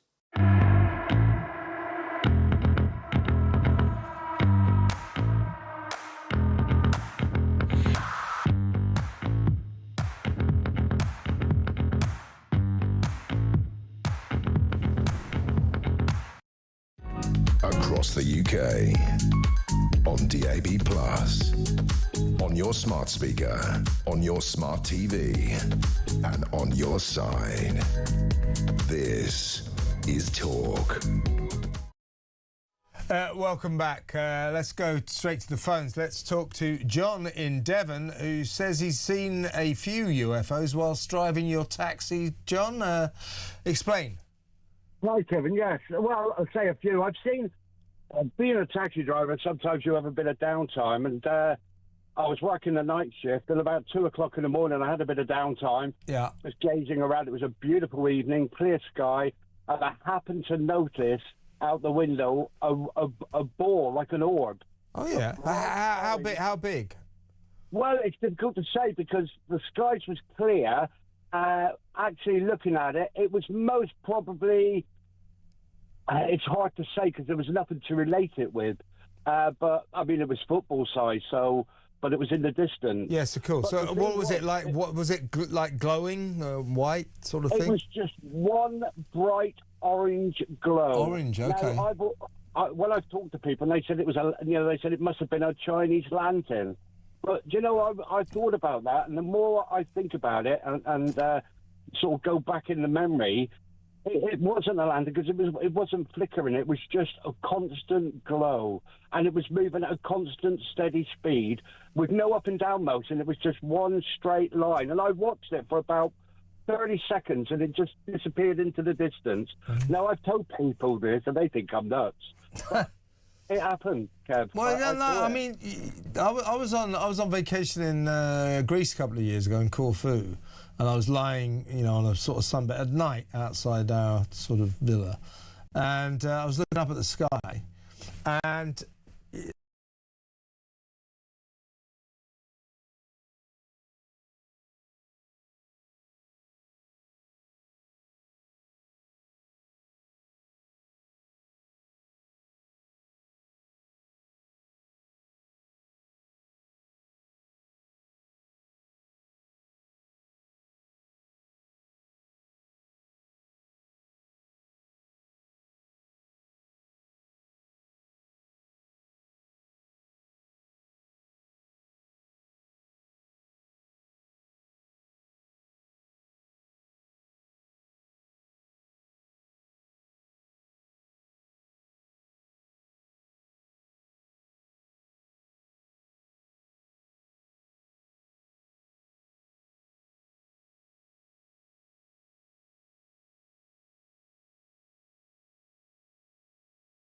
And people don't realise that, we have recovered craft, we have recovered bodies, but these craft don't crash. They're brought down, they're targeted and struck down by covert UFO programs. The government, members of Congress are not aware these programs are active. The gatekeepers are the CIA, Air Force, and defense contractors who reverse engineer these craft. And most UFOs you see in the sky are not ET, they're ours. Reverse engineering. That's interesting. That is it. You mean they're sort of experimental aircraft, as it were? Yeah. Yeah. Basically, they've almost copied the same technology, and they use these technologies for illegal purposes. Like the topic is so deep and illegal, people won't believe it. Yeah. Like, I'll give you a story, Shiv. When I lived in the States, when I lived in Los Angeles, a bunch of us were sitting around outside having a drink. It was like dusk, sun coming down, and we were, oh my God, that is a UFO. This massive thing flew across, and this was before anyone knew what they were, and we go, oh my! It turned out it was a stealth jet. It was a stealth jet before anyone, before people knew what a stealth jet was. So proves your point that when we sometimes see people see strange craft in the air or the night sky, often, or it's possible that there are sort of government craft that have been developed. Yeah, so that's a very good point. Shiv, I've got to move on, but thank you. Excellent point. Shiv in London. And let's talk to Martin in Portsmouth.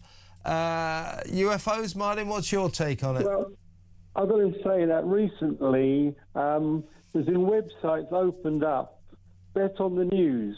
What's the president going to say? It's got to be live news, but I'm sure somebody has got a big bet on the president this year will say UFOs exist, you know? And Steven Spielberg's got a movie coming out. Well, I mean, he didn't say there yeah, okay. Obama last week said that what I think he was saying was UFOs exist, and I think it's you have to say unidentified flying objects do exist, because people see objects, they see things in the sky that they can't identify, so therefore they do exist. The question is what are they? Are they an optical illusion? Are they genuine aircraft, you know, that look like they might be spaceships? You know, do you see what I'm saying? I mean, sometimes, Martin, if you look in the sky, you can see satellites, you can see space stations, and they could be confused with, you know, alien craft. So, yeah, I see what you're saying. I see what you're saying. Local drones that are going to go out there and see if people are fly tipping. Yeah. Yeah. You know, anything that catches your eye, when you looked away from your telephone, you look up in the air, you've got to figure out what is it. You know, what shape's that? What is it? And it's gone. Yeah. You know? So it's an absolute fact that UFOs exist. So if you don't, the fact that it's an unidentified flying object does not in any way mean it's a spaceship or it's an alien craft. Saying that every time the spaceship comes on in a movie, that's the shape of the spaceship people see. Yeah. They never see it. In the 1950s, they never saw, I don't know, the Enterprise. They're the shape of a flying saucer, aren't they? Yeah. Also, I always like in films that aliens, they've always got 2 legs, 2 arms, a nose, a face, 2 eyes, you know. Do you know what I mean? The chances are aliens will be nothing like us. So our idea of, you know, little green men is kind of versions of us. Captain Kirk, what is this thing called love, Dr. Kirk? Yeah, I remember that one. Martin, great call. Thank you very much. Martin in Portsmouth there. You keep them coming. Let us know. Have you seen a UFO? Do you believe aliens exist? So let us know. 03444991000. But we need to talk some serious stories as well. So after the 6 o'clock news, I will be joined by broadcaster, writer and powerhouse pub landlord Adam Brooks. Adam next. Stay tuned.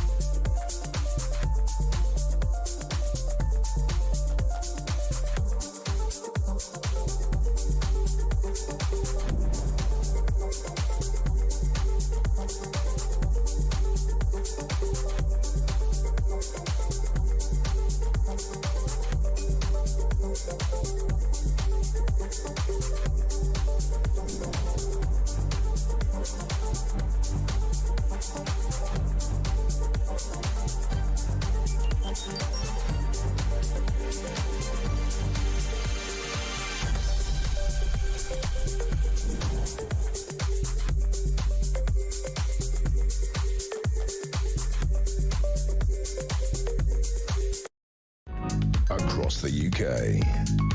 On DAB+, on your smart speaker, on your smart TV, and on your side. This is Talk.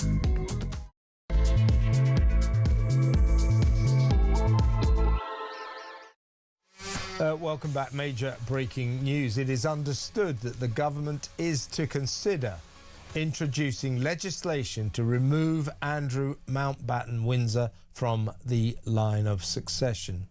Any such move apparently would reportedly start once a police investigation ends. Not quite sure why that would be. Why not do it now? Thames Valley officers will spend the weekend searching the former Prince's home in Berkshire after his arrest yesterday on suspicion of misconduct in a public office. The Tory leader, in terms of legislation to remove him from the line of succession, Tory leader Kemi Badenoch says Parliament's priorities should be elsewhere. Wrong, Kemi, wrong. Read the public mood. This is important. And I think Parliament should be really thinking about this. OK, he's 8th in line to the throne.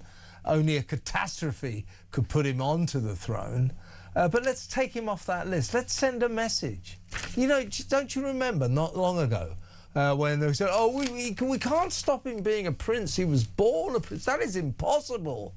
And the public went, well, mate, do it then. Just do it. Oh, well, you know, we'd have to introduce legislation. And it would take up a lot of parliamentary time. Don't care, do it. And all of a sudden the king said, no, actually, I can do it like that. And he did it in 5 minutes flat. So, remove him from the line of succession to send a message. Kemi Badenoch is wrong there. Parliament does not have more important things to do. This is consuming the public. The royal family is important to this country, and trust in the monarchy is disintegrating as we speak. The king is handling this very badly, in my view. Let me know what you think. 03444991000. Just as his mother did during the Diana crisis, he should go on television. It's not good enough to just put out a perfunctory message and go to London Fashion Week. Get on the telly, Your Majesty, and address the nation. And remove this thug, this oaf, this yob from the line of succession to send a message. OK? No more protecting of this guy. Ridiculous, ridiculous. Let's go over to my first guest for this hour. He is broadcaster, writer, pub landlord and star of this week's Plank of the Week, Adam Brooks. Hi, Adam. How you doing? You good? Yeah, I'm good, mate. What do you reckon of that? I think it is important. So Parliament is now considering introducing legislation that will remove Andrew from the line of succession. Now, I know he's got about as much chance of actually becoming king as you or I have, because he's 8th in line of the succession, so only some sort of catastrophe, a nuclear bomb on Buckingham Palace, would result in that idiot becoming our sovereign. I know that he's not going to be king, but I think it's very important that this country, the establishment, the monarchy, send the right messages. So I disagree with Kemi Badenoch that Parliament's priority should be elsewhere. This wouldn't take them too much time. They should do it, shouldn't they? 100%. I'm not a lover of this man at all. I'd like to say more, but I don't want to be sued, Kev. I think he's a very sleazy, untrustworthy man, and the royal family will do good to get rid of him completely. I believe there's a lot more to come out. I'm absolutely furious that there are people that have covered up for him possibly over the years. I want to see his former bodyguards, police protection. I want to see maybe more prime ministers speak out. Gordon Brown obviously has put his 2 pence in. Why didn't he say this many years ago? That's what a lot of people, you know, I speak to in the pub or out and about saying, why has he waited till now to say all this? Yeah. Look, the pictures were damning. Every single newspaper this morning had his grey, almost, he looked like just been dug up, didn't he? I'll tell you what, I've got it here, just in case those of you are watching, if you didn't see this picture. This was a big mistake. All this guy ever does is make mistakes. He shouldn't have. What he's doing is he's trying to cower down and avoid the photographers. He should have sat up, straight backed like a man. Yeah, but this is a man that has gone through his whole life with entitlement. And, you know, I've spoke to people that have worked closely with the royal family over the years. I've spoke to journalists that have covered royal events. And every single person has said that he was vulgar. He was rude, and he used to look down at people like you or I, like we were, you know, something on the bottom of his shoe. So look, I wrote an article last night. I have no sympathy for this man. Whether or not, look, there's some serious allegations flying about. If he's found guilty of passing secrets on or things like that, he's going to go away for a very long time. Look, we also don't know, there were allegations made about him with women and girls. Again, there is no proof that he is guilty. If anything like that comes out now, any further things, and I think further details will come out about Andrew, this royal family is in big trouble. Yeah, it is. I don't like the king, Kev. I've said it many times. I used to sit there with my nan. My nan used to live with me for a large part of my life. And we used to sit there, and one of our favourite things was to sit there with a cup of tea and watch the Queen doing the Christmas Day speech and all that, yeah. It was great. And look, I was a fan of the monarchy because my nan was. And I think it's British heritage. I think it's our tradition, and we must keep that. But for me, King Charles had handled this terribly. What did he know? You know, there's rumours that he put money towards the Virginia Giuffre payoff. Why would you do that? Now, if my brother, or I'm an only child, but if one of my family was in that sort of position, I would not be giving them money for a payoff. I'd say, man up, go to the court and prove that you've done nothing wrong. But that's how I would deal with it. I totally agree. The majority of men in this country, if they was accused of horrible things like he has been, would stand up, put their chest out and say, I'm here. This is me. You can believe me or not, but I didn't do it. And all he's ever done is cowered away from it. And that picture last night of him laying down, looking like he'd just been dug up, you know, it's so embarrassing. That's never going to go away. You're right. That is a picture. That is a picture for the ages. And I totally agree with you. A lot of people say, "Oh, the King's done very well." No, he hasn't. He's handling this terribly. I think Buckingham Palace are messing this up. The King needs to go onto television, just like his mother did back after the death of Diana in 1998, when they screwed that up as well, the royal family. They got the mood of the nation entirely wrong, didn't fly the flag at half-mast on Buckingham Palace. The mood in the nation became very rebellious, very angry. We have a similar mood now. The popularity of the monarchy is plummeting, and trust in the sovereign is disintegrating. And what did he do yesterday?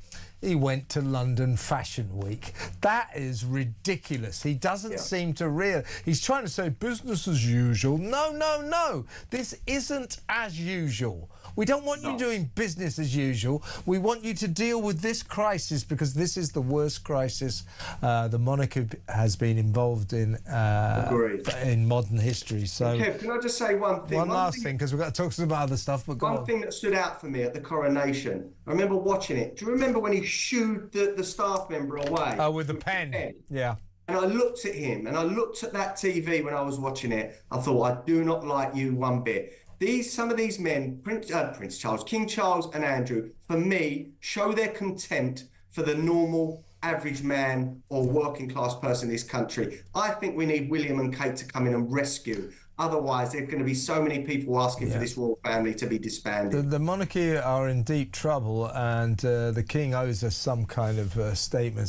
He should address the nation. He doesn't have to cut across the investigation, but there is a lot of mistrust in the monarchy right now. And if he doesn't understand that, if he thinks it's okay for him to go to London Fashion Week yesterday, I'm not sure he's quite at the races. And by the way, you can give up all your green claptrap, Your Majesty, as well.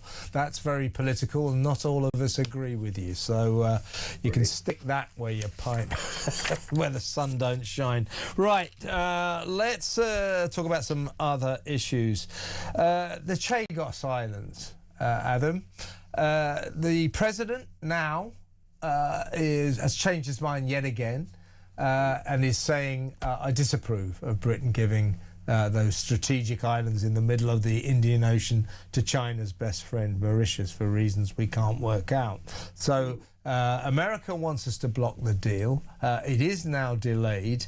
And the reason Trump is in a rage with Starmer, with Britain, is that Starmer, this is what I'd like you to give me your view on, has banned America from using RAF air bases to launch strikes on Iran. That's not a very special relationship, is it? Why has he done that? I think there's a lot more going on behind the scenes that we know with these two, Starmer and Trump. I've said it on a few different outlets and on my X account. I believe Donald Trump absolutely hates Keir Starmer. He spoke before about, not trusting socialists and they're going to, bankrupt countries. And I think he's looking at Britain and thinking, you are destroying Britain. And it's very hard for anyone to argue that they're not. The Americans, for me, I feel a lot safer in the world knowing that they have our backs and that there is this special relationship. And if anything kicks off in the world with us, we've got the biggest, really, they are the strongest army in the world. I know China has maybe more military stuff, but America, they mean business and they're feared throughout the world. What he is doing here, if this is correct, will set us back decades with relations. Yeah. And I cannot see, with the Chagos Islands, there is no one with a brain that agrees with us, the taxpayer, losing foreign territory that technically we own while we're alive, and paying 35, 40 billion to give it away. I made the analogy before. Imagine your house is Britain and the garden shed is the Chagos Islands. It's like me giving someone, my friend, my shed and agreeing to them paying my mate 200 quid a week to rent it back off him. It makes no sense. Well, my analogy, Adam, was this. It's like going into a car showroom and saying, I'll take that brand new Jaguar, the car dealer saying, well, there you go, sir. And then you go, right, give me £50,000 before I drive off on it. So we are giving them our territory for no apparent reason. And to give them the territory, we're also going to hand them £35 billion to Mauritius, which, by the way, is so much that Mauritians, they're going to cancel income tax in Mauritius because we're going to pay them so much money. This deal is mysterious and weird. Why is why do you think also, Adam, that the Prime Minister Keir Starmer has banned Donald Trump and America from using RAF bases to launch strikes on Iran? Do you think that's more of Keir Starmer sucking up to the Muslim vote? He doesn't like the idea of an attack on a Muslim country because it might lose him a few votes back here in Britain. I cannot work it out. I sat on my settee till late last night trying to work out what our government's position is. you can't fathom that out, and I was trying to look at all different ways and angles as to why we wouldn't allow that. Iran are a huge threat to the world. Of course, I do not want a war. I've got young kids. I don't want there to be a war and escalation around the world. But we have a regime in Iran that want nuclear weapons, that call America their greatest enemy, and we're basically the next. We're next on the list. They'd love to wipe us out, Iran. And we cannot have these mad mullahs with these nuclear weapons. Most of the Middle East agree. All those countries around, Muslim countries, do not want these mad mullahs to have nuclear weapons. So it's not us simply being racist, if you want to put that term to us, or anything like that. The majority of the Muslim world do not want Iran to be armed. And at the end of the day, it may take America strategic strikes to save. Look, I think there's been tens of thousands of Iranians killed by their own people that are protesting them, Kev. We've got to look at that. They're opening fire on their own people. I think it's a humanitarian issue. They are murdering, slaughtering thousands and thousands, tens of thousands of their own citizens who've had the temerity to dare to stand up to that terrible mad mullah regime and protest. They're getting killed. I think that the West has a moral duty to get in there and stop the Ayatollah and his mad mullahs. You know, this sort of decrepit ancient Ayatollah and his awful repressive regime, killing people left, right and centre. I think we have a moral duty to do something about that, and Trump's on the edge of doing that, and we're stopping him by saying you can't use RAF bases. It's a disgrace, Kev, and that's why I want to tell Keir Starmer, you're embarrassing us on the world stage, not just with your policies at home, but with your policies around the world now. The world is looking at Great Britain in disgust. They really are. And they're feeling sorry for us normal people, because we're being bled dry by a government that keeps putting taxes up, taking our money, giving it to foreign men, allowing our women and our girls to be raped weekly, if not daily, by these foreign men. And then we're not even helping out to tackle the danger around the world. What has happened? I warned that Labour would be bad, but this is far beyond. I couldn't. I think we're all stunned by just that. None of us expected great times ahead, but we're all stunned about just how bad they are. I just want to show you a quick video and get your thoughts on this, Adam. This happened in Whitechapel, just across the river from where I'm sitting now in East London, a very, very Muslim area. A Christian preacher, rather daringly, went into the heart of Tower Hamlets, into the heart of Whitechapel, and started preaching about Jesus and Christianity, and the local Muslim community didn't like it, and this policewoman is absolutely brilliant, but there's a couple of things to discuss here. Take a look at this. I hear what you're saying. In this country, we have freedom of speech, the same way you guys have your freedom of speech. Now, you guys don't need to see eye to eye, and you don't need to agree, and you're all more than welcome to stand here and have conversations with them, but they're not being aggressive. They're not. Someone will come here, hear this, you never know, he might get smashed up. That's their risk. That's their risk. I told the police, because on the way, I heard them say offensive word about the religion. I ignored it, I came back. On the way, he's talking about a prophet, then he's like a donkey. So he clarified to one of your friends what he says. It's not but it's like, no. You know, if I could misunderstand the word, but when hundreds of people are stopping, because what he's saying, there must be something wrong. It's contentious though. It's a contentious area. So why is he doing that? He has the right to do it. What's the moral of the story? Is he allowed to do whatever he did? Yes. Yeah, so Adam, we criticise the police a lot, but that police officer, that female police officer, got it just right. She said this is a freedom of speech issue, and just off camera you can't see the Christian preacher. She's saying he has a right to say what he says, and you have a right to say what you say. That guy going, I called the police because I heard him call the Prophet Muhammad a donkey. Why did he call the police? That's not against the law. Now, look, I'm not advocating that as a thing to do. I don't think it's a very nice thing to do at all. But it just we don't have blasphemy laws, and the fact that that guy thinks it's against the law to insult the Prophet Muhammad, I think is at the heart of the problem that we have with some of our Islamic community in this country. They don't understand our culture. Right. So, firstly, that police officer, how refreshing to watch that video and actually see a police officer with one, common sense, but two, bravery. She was surrounded by men there, and she stuck to her guns, and she said it how it is.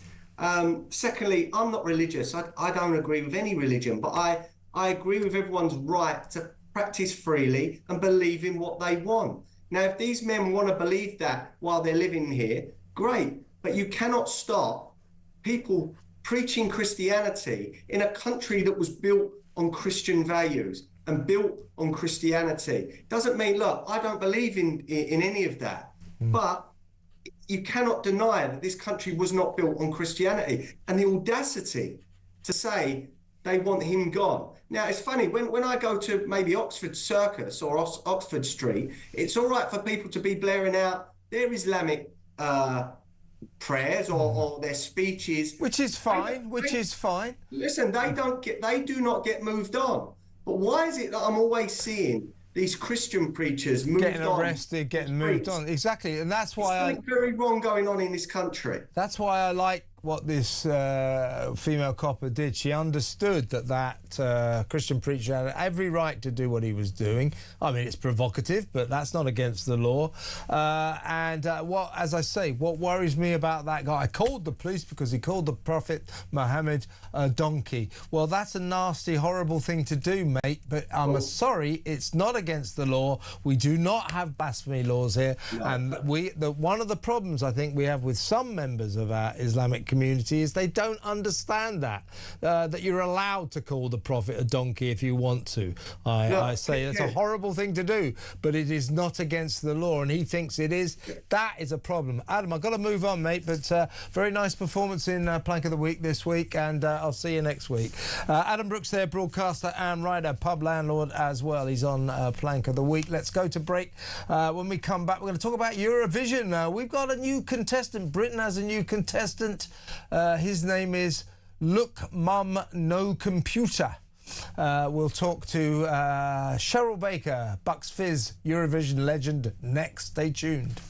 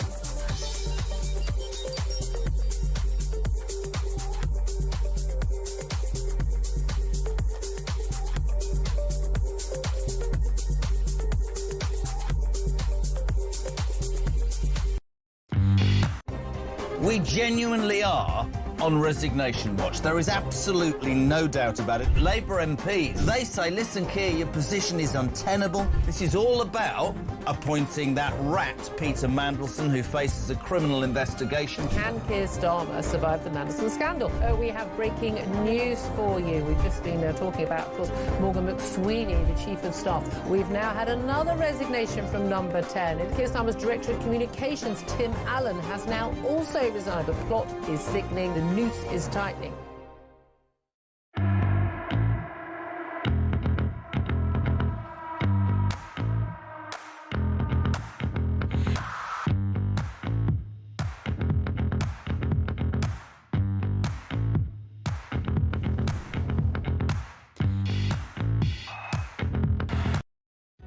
Across the UK, on DAB+, on your smart speaker, on your smart TV, and on your side. This is Talk. Welcome back. Let's go straight over to my next guest, Bucks Fizz legend, Eurovision legend, the winner of that esteemed contest back in 1981. She is, of course, Cheryl Baker. Welcome, Cheryl. Thank you very much. Now, your successor, if you like, way down the line, this year, the BBC have put up as our entry someone called Look Mum No Computer. Now, it trips off the tongue, doesn't it? Did you ever think that our entry into Eurovision would be called something like that? Well, who would? I mean, I I know that he's got millions of followers, so obviously on the socials, people will know who he is. I didn't know who he was, but I have heard on good authority that it's a really good song. Okay, okay. We haven't heard it yet, but you know what this is, don't you, Cheryl? You all know this. This is the BBC trying to be groovy.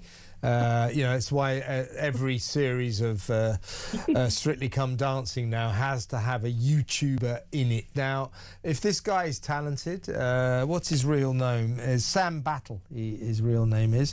If he's talented and he comes up with a good song, good luck to him. But as I said earlier in the show, my fear is that after the contest in Austria at the finals, he'll have to change his name to Look Mum, I Came Last. Little faith. What if he comes back with, look, Mum, I won? Well, we dearly hope that. But we seem to go year after year after year, but doing extremely badly. I know there are political considerations these days. Eurovision is very woke, very right on, very left wing, and they consider Britain to be the sort of European equivalent of America, so they hate us. But we don't seem to do very well, do we, year after year these days? We did well with Sam Ryder. He came second. He would have won had it not been for Russia invading Ukraine. You see what I mean? It's very political, isn't it? Yeah, we did do well with him, but after Sam, though, we went back to business as not very good usual, didn't we? Well, unfortunately, yes, we did. So let's hope that this year is going to be another Sam Ryder. Who knows? I haven't heard the song, but like I say, I have heard on good authority that it's a good song. Do you remember there was one when it was in the UK, 2022 was it? Mm-hmm. There was one called Cha Cha Cha Cha Cha Cha Cha Cha Cha Cha, and everyone was singing it. Yeah. Well, I've heard that this one is similar. So okay, but as we've been alluded, we're just looking at Look Mum, No Computer. He's big on these Furby toys, and apparently he plays instruments made from Furby toys. He also uses synthesizer bicycles and flame-throwing keyboards and so on and so forth. So he's an interesting guy. He's got a museum in Ramsgate called This Museum Is, brackets, not, close brackets, obsolete. So he's an interesting guy. And he doesn't use computers. How about that? Well, I wonder if he does have. Does he have a computer? Does he have a mum? We just don't know. You watch it every year, I assume. Of course. How much has it changed since your day? Oh, like a million %. You know, it's changed so completely. Because back in the day when we did it, it was done in a big venue, but not like it is now, not like, arena type size venues. And then it was an invited audience of people with suits and posh frocks, and they were only there for the wine afterwards and stuff. And now it's full of the proper fans, they buy tickets and they go to all the rehearsals. It's amazing now. I think it's so much better now than when we did it. I really do. I was there. All of Fizz were there in 2022, and it was phenomenal. It was absolutely the best thing I'd ever witnessed. You're not going. Will you go this year, or do you know yet? No, we're doing. We're on a cruise ship. We're on a cruise ship doing a Eurovision gig. Yeah. Okay, so you due to legal disputes, your band is now called The Fizz.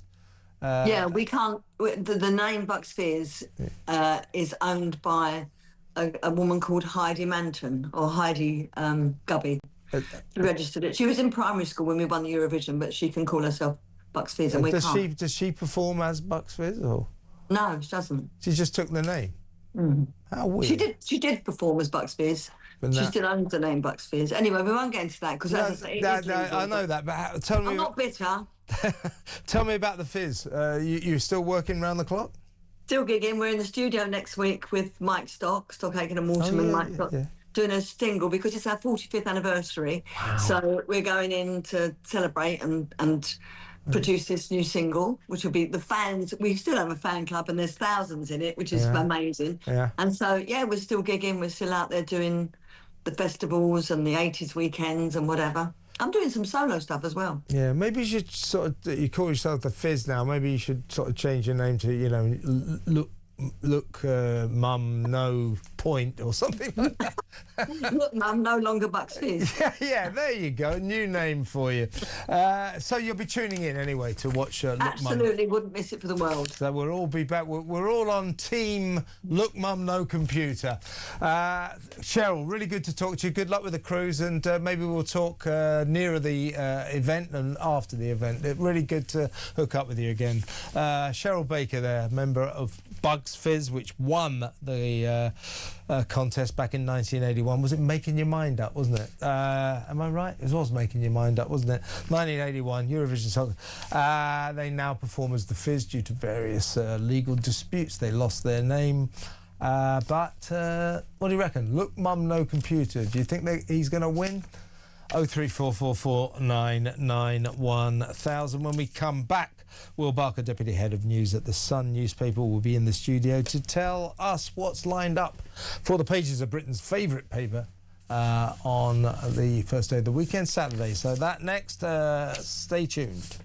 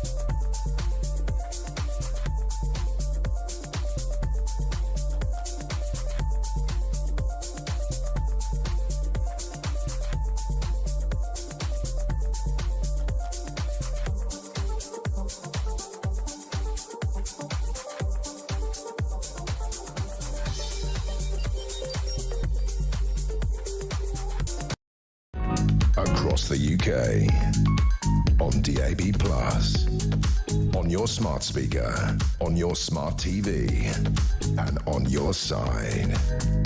This is Talk.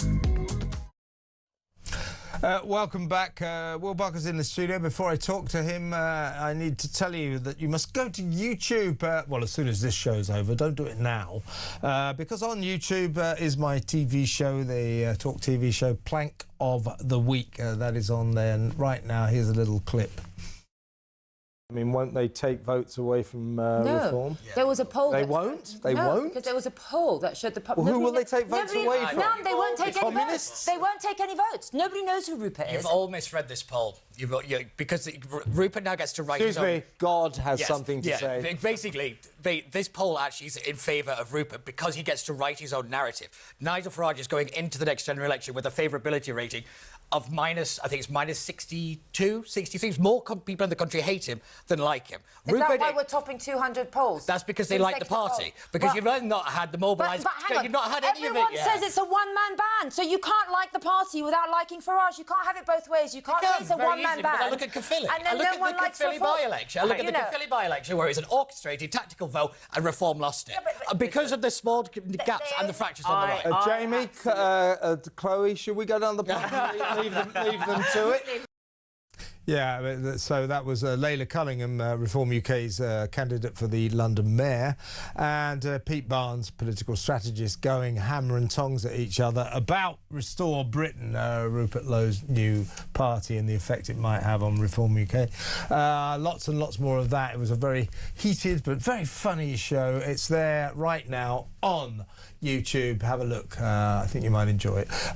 Welcome to the studio, Will Barker. What is in the Sun Sun tomorrow. You're splashing on Andrew again. By the way, it's funny, we were talking, what would you put on the front page? And then that picture emerged. Well, I left here. We went back down. We suddenly got a tip where he was. And we were on our way around, and suddenly the Reuters go and take that snap. It's just all of us open-mouthed in the newsroom as it dropped. Yeah, had you have been here five minutes later, you wouldn't have had any problem about what to put on the front page. Presumably more of Andrew tomorrow? Yes, more. I mean, all along the line, that I don't know if you're reporting, just breaking in the last half hour, that the government are briefing out that they're looking at drawing up plans to basically get Andrew off the line of succession. Well, we did break that news about half an hour ago, and Kemi Badenoch, the Tory leader, I think has misunderstood the mood of the nation, saying, "Oh, but Parliament's got more important things to do than this." I think this is very important. Absolutely, yeah. I mean, it's just incredible the idea that he's there and potentially on this line, and it become this absolute disgrace, laughing stock around the world, and he's effectively the 8th, could rule the country if 7 people suddenly got. I mean, as I said when we broke the news earlier, I mean, in the real world, we all know that barring a nuclear bomb on Buckingham Palace, perish the thought, of course, there's no way this guy will ever become king. But I think it's symbolic. I think it's symbolic. It's important. We need to punish this guy. It wasn't so long ago. Do you remember we were all told, "Oh, we can't take the prince away from him because he was born with that." And then all of a sudden, because the public was saying, "Well, why not?" Suddenly the king said, "Well, it turns out I can." Swept it away. So there's still this impulse, I think, a small scintilla of an impulse to protect this guy because he's the king's brother, and that's got to stop.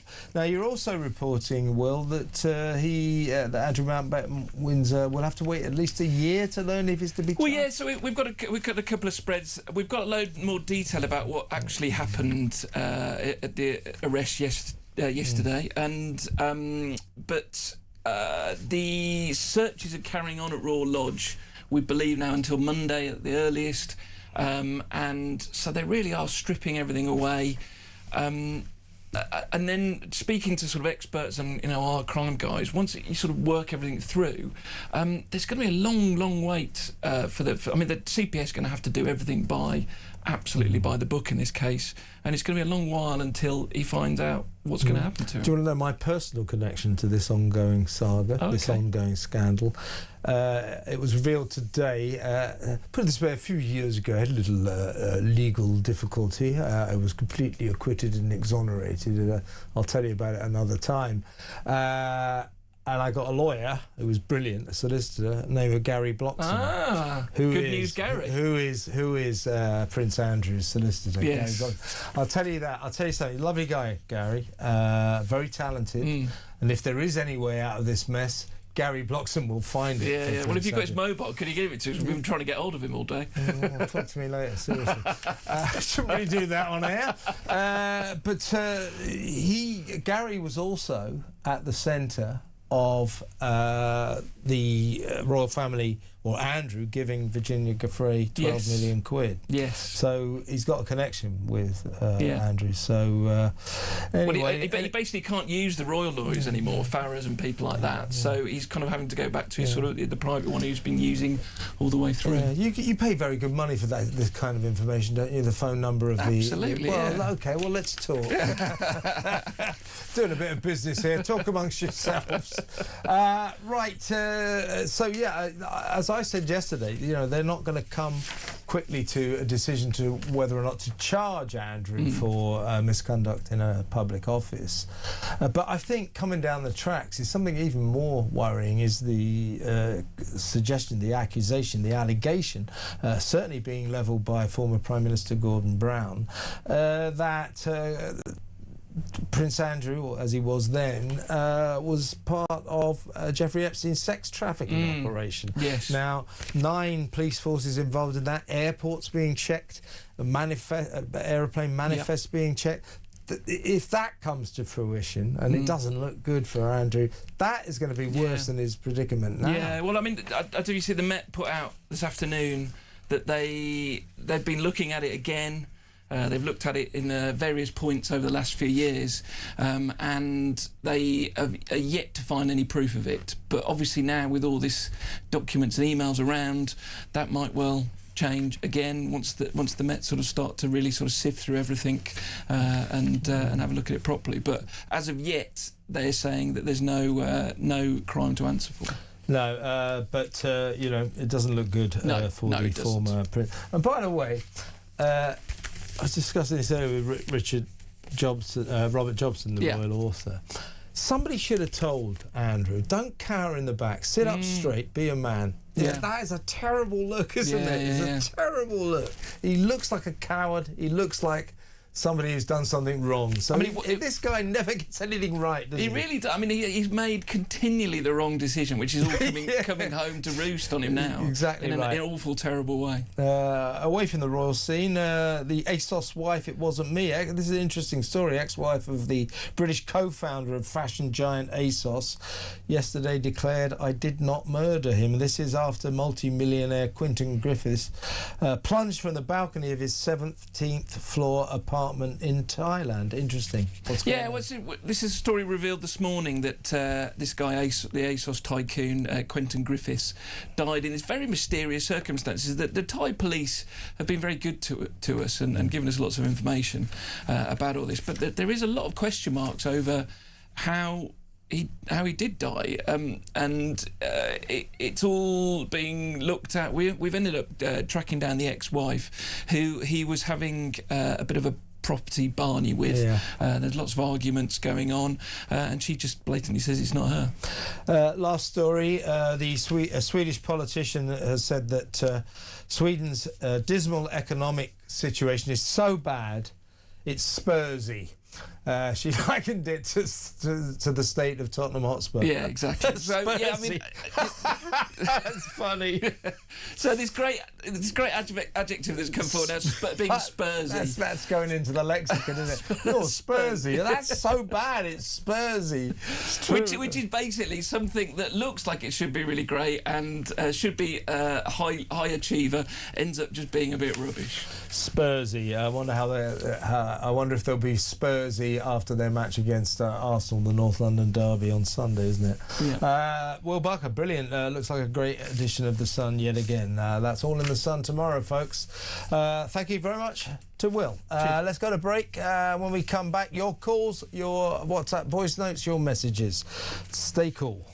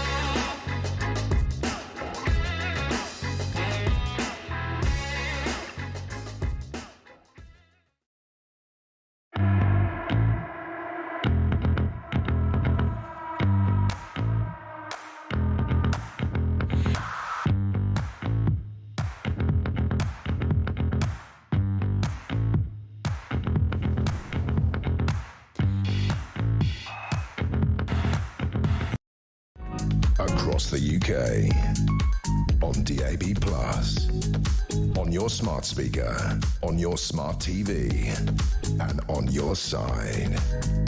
This is Talk.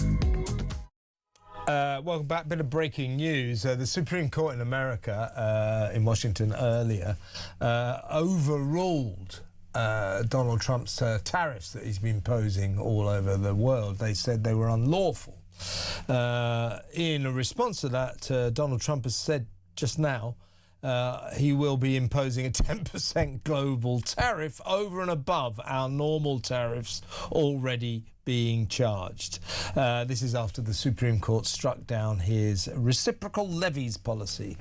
So there you go. In response to the Supreme Court in Washington saying you can't impose these tariffs on countries all over the world, Donald Trump says, I can, and I'm going to, because of what you've just decided, I'm going to up all of those tariffs by 10%.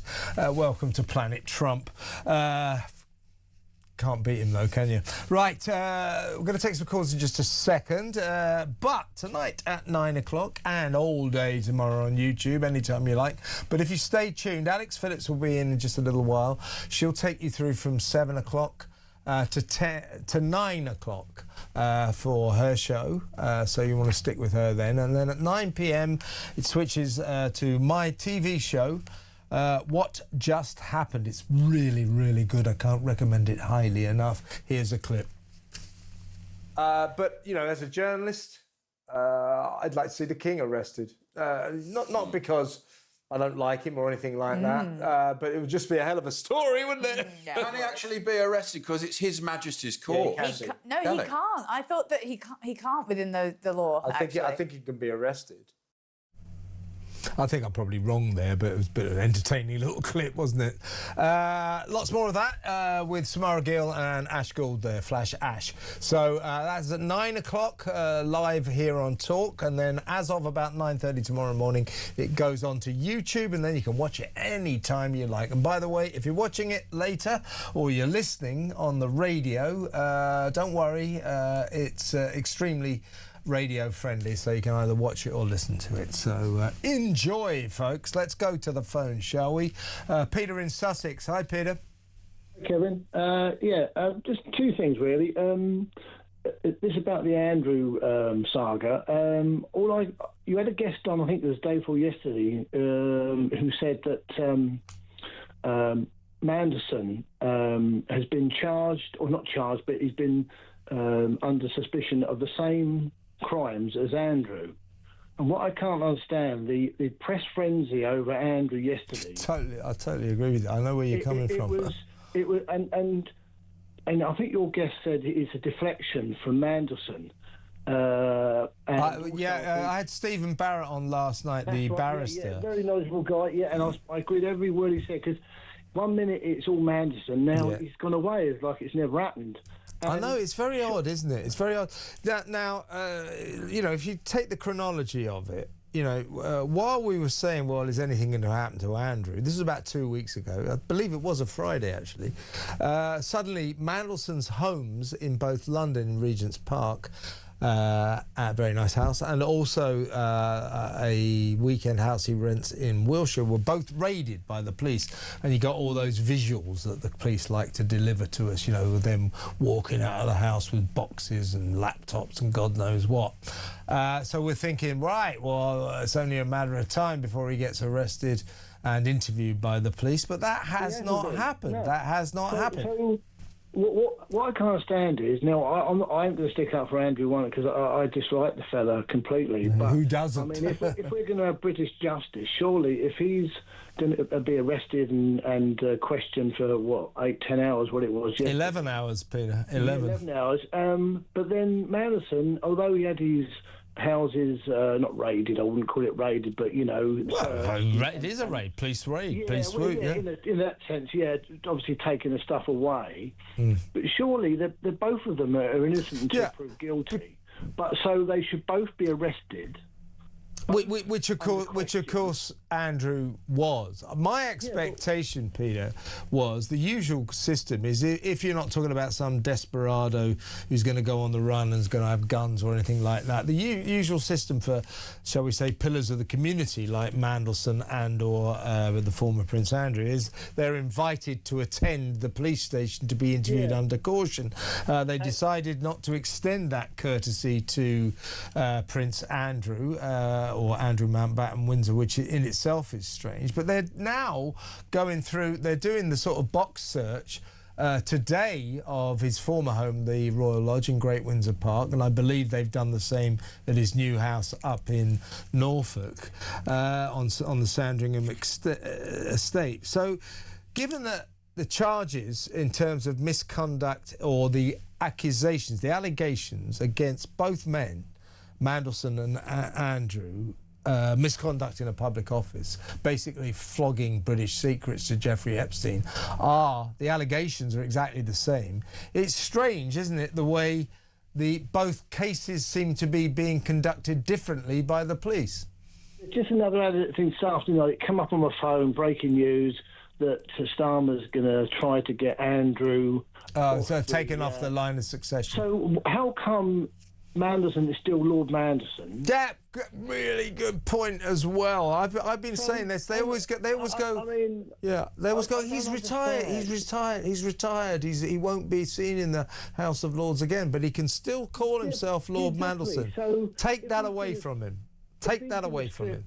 If he's going to strip Andrew of any chance of being king, which God forbid if it ever happened, but then surely Mandelson he should be treated exactly the same. Totally agree.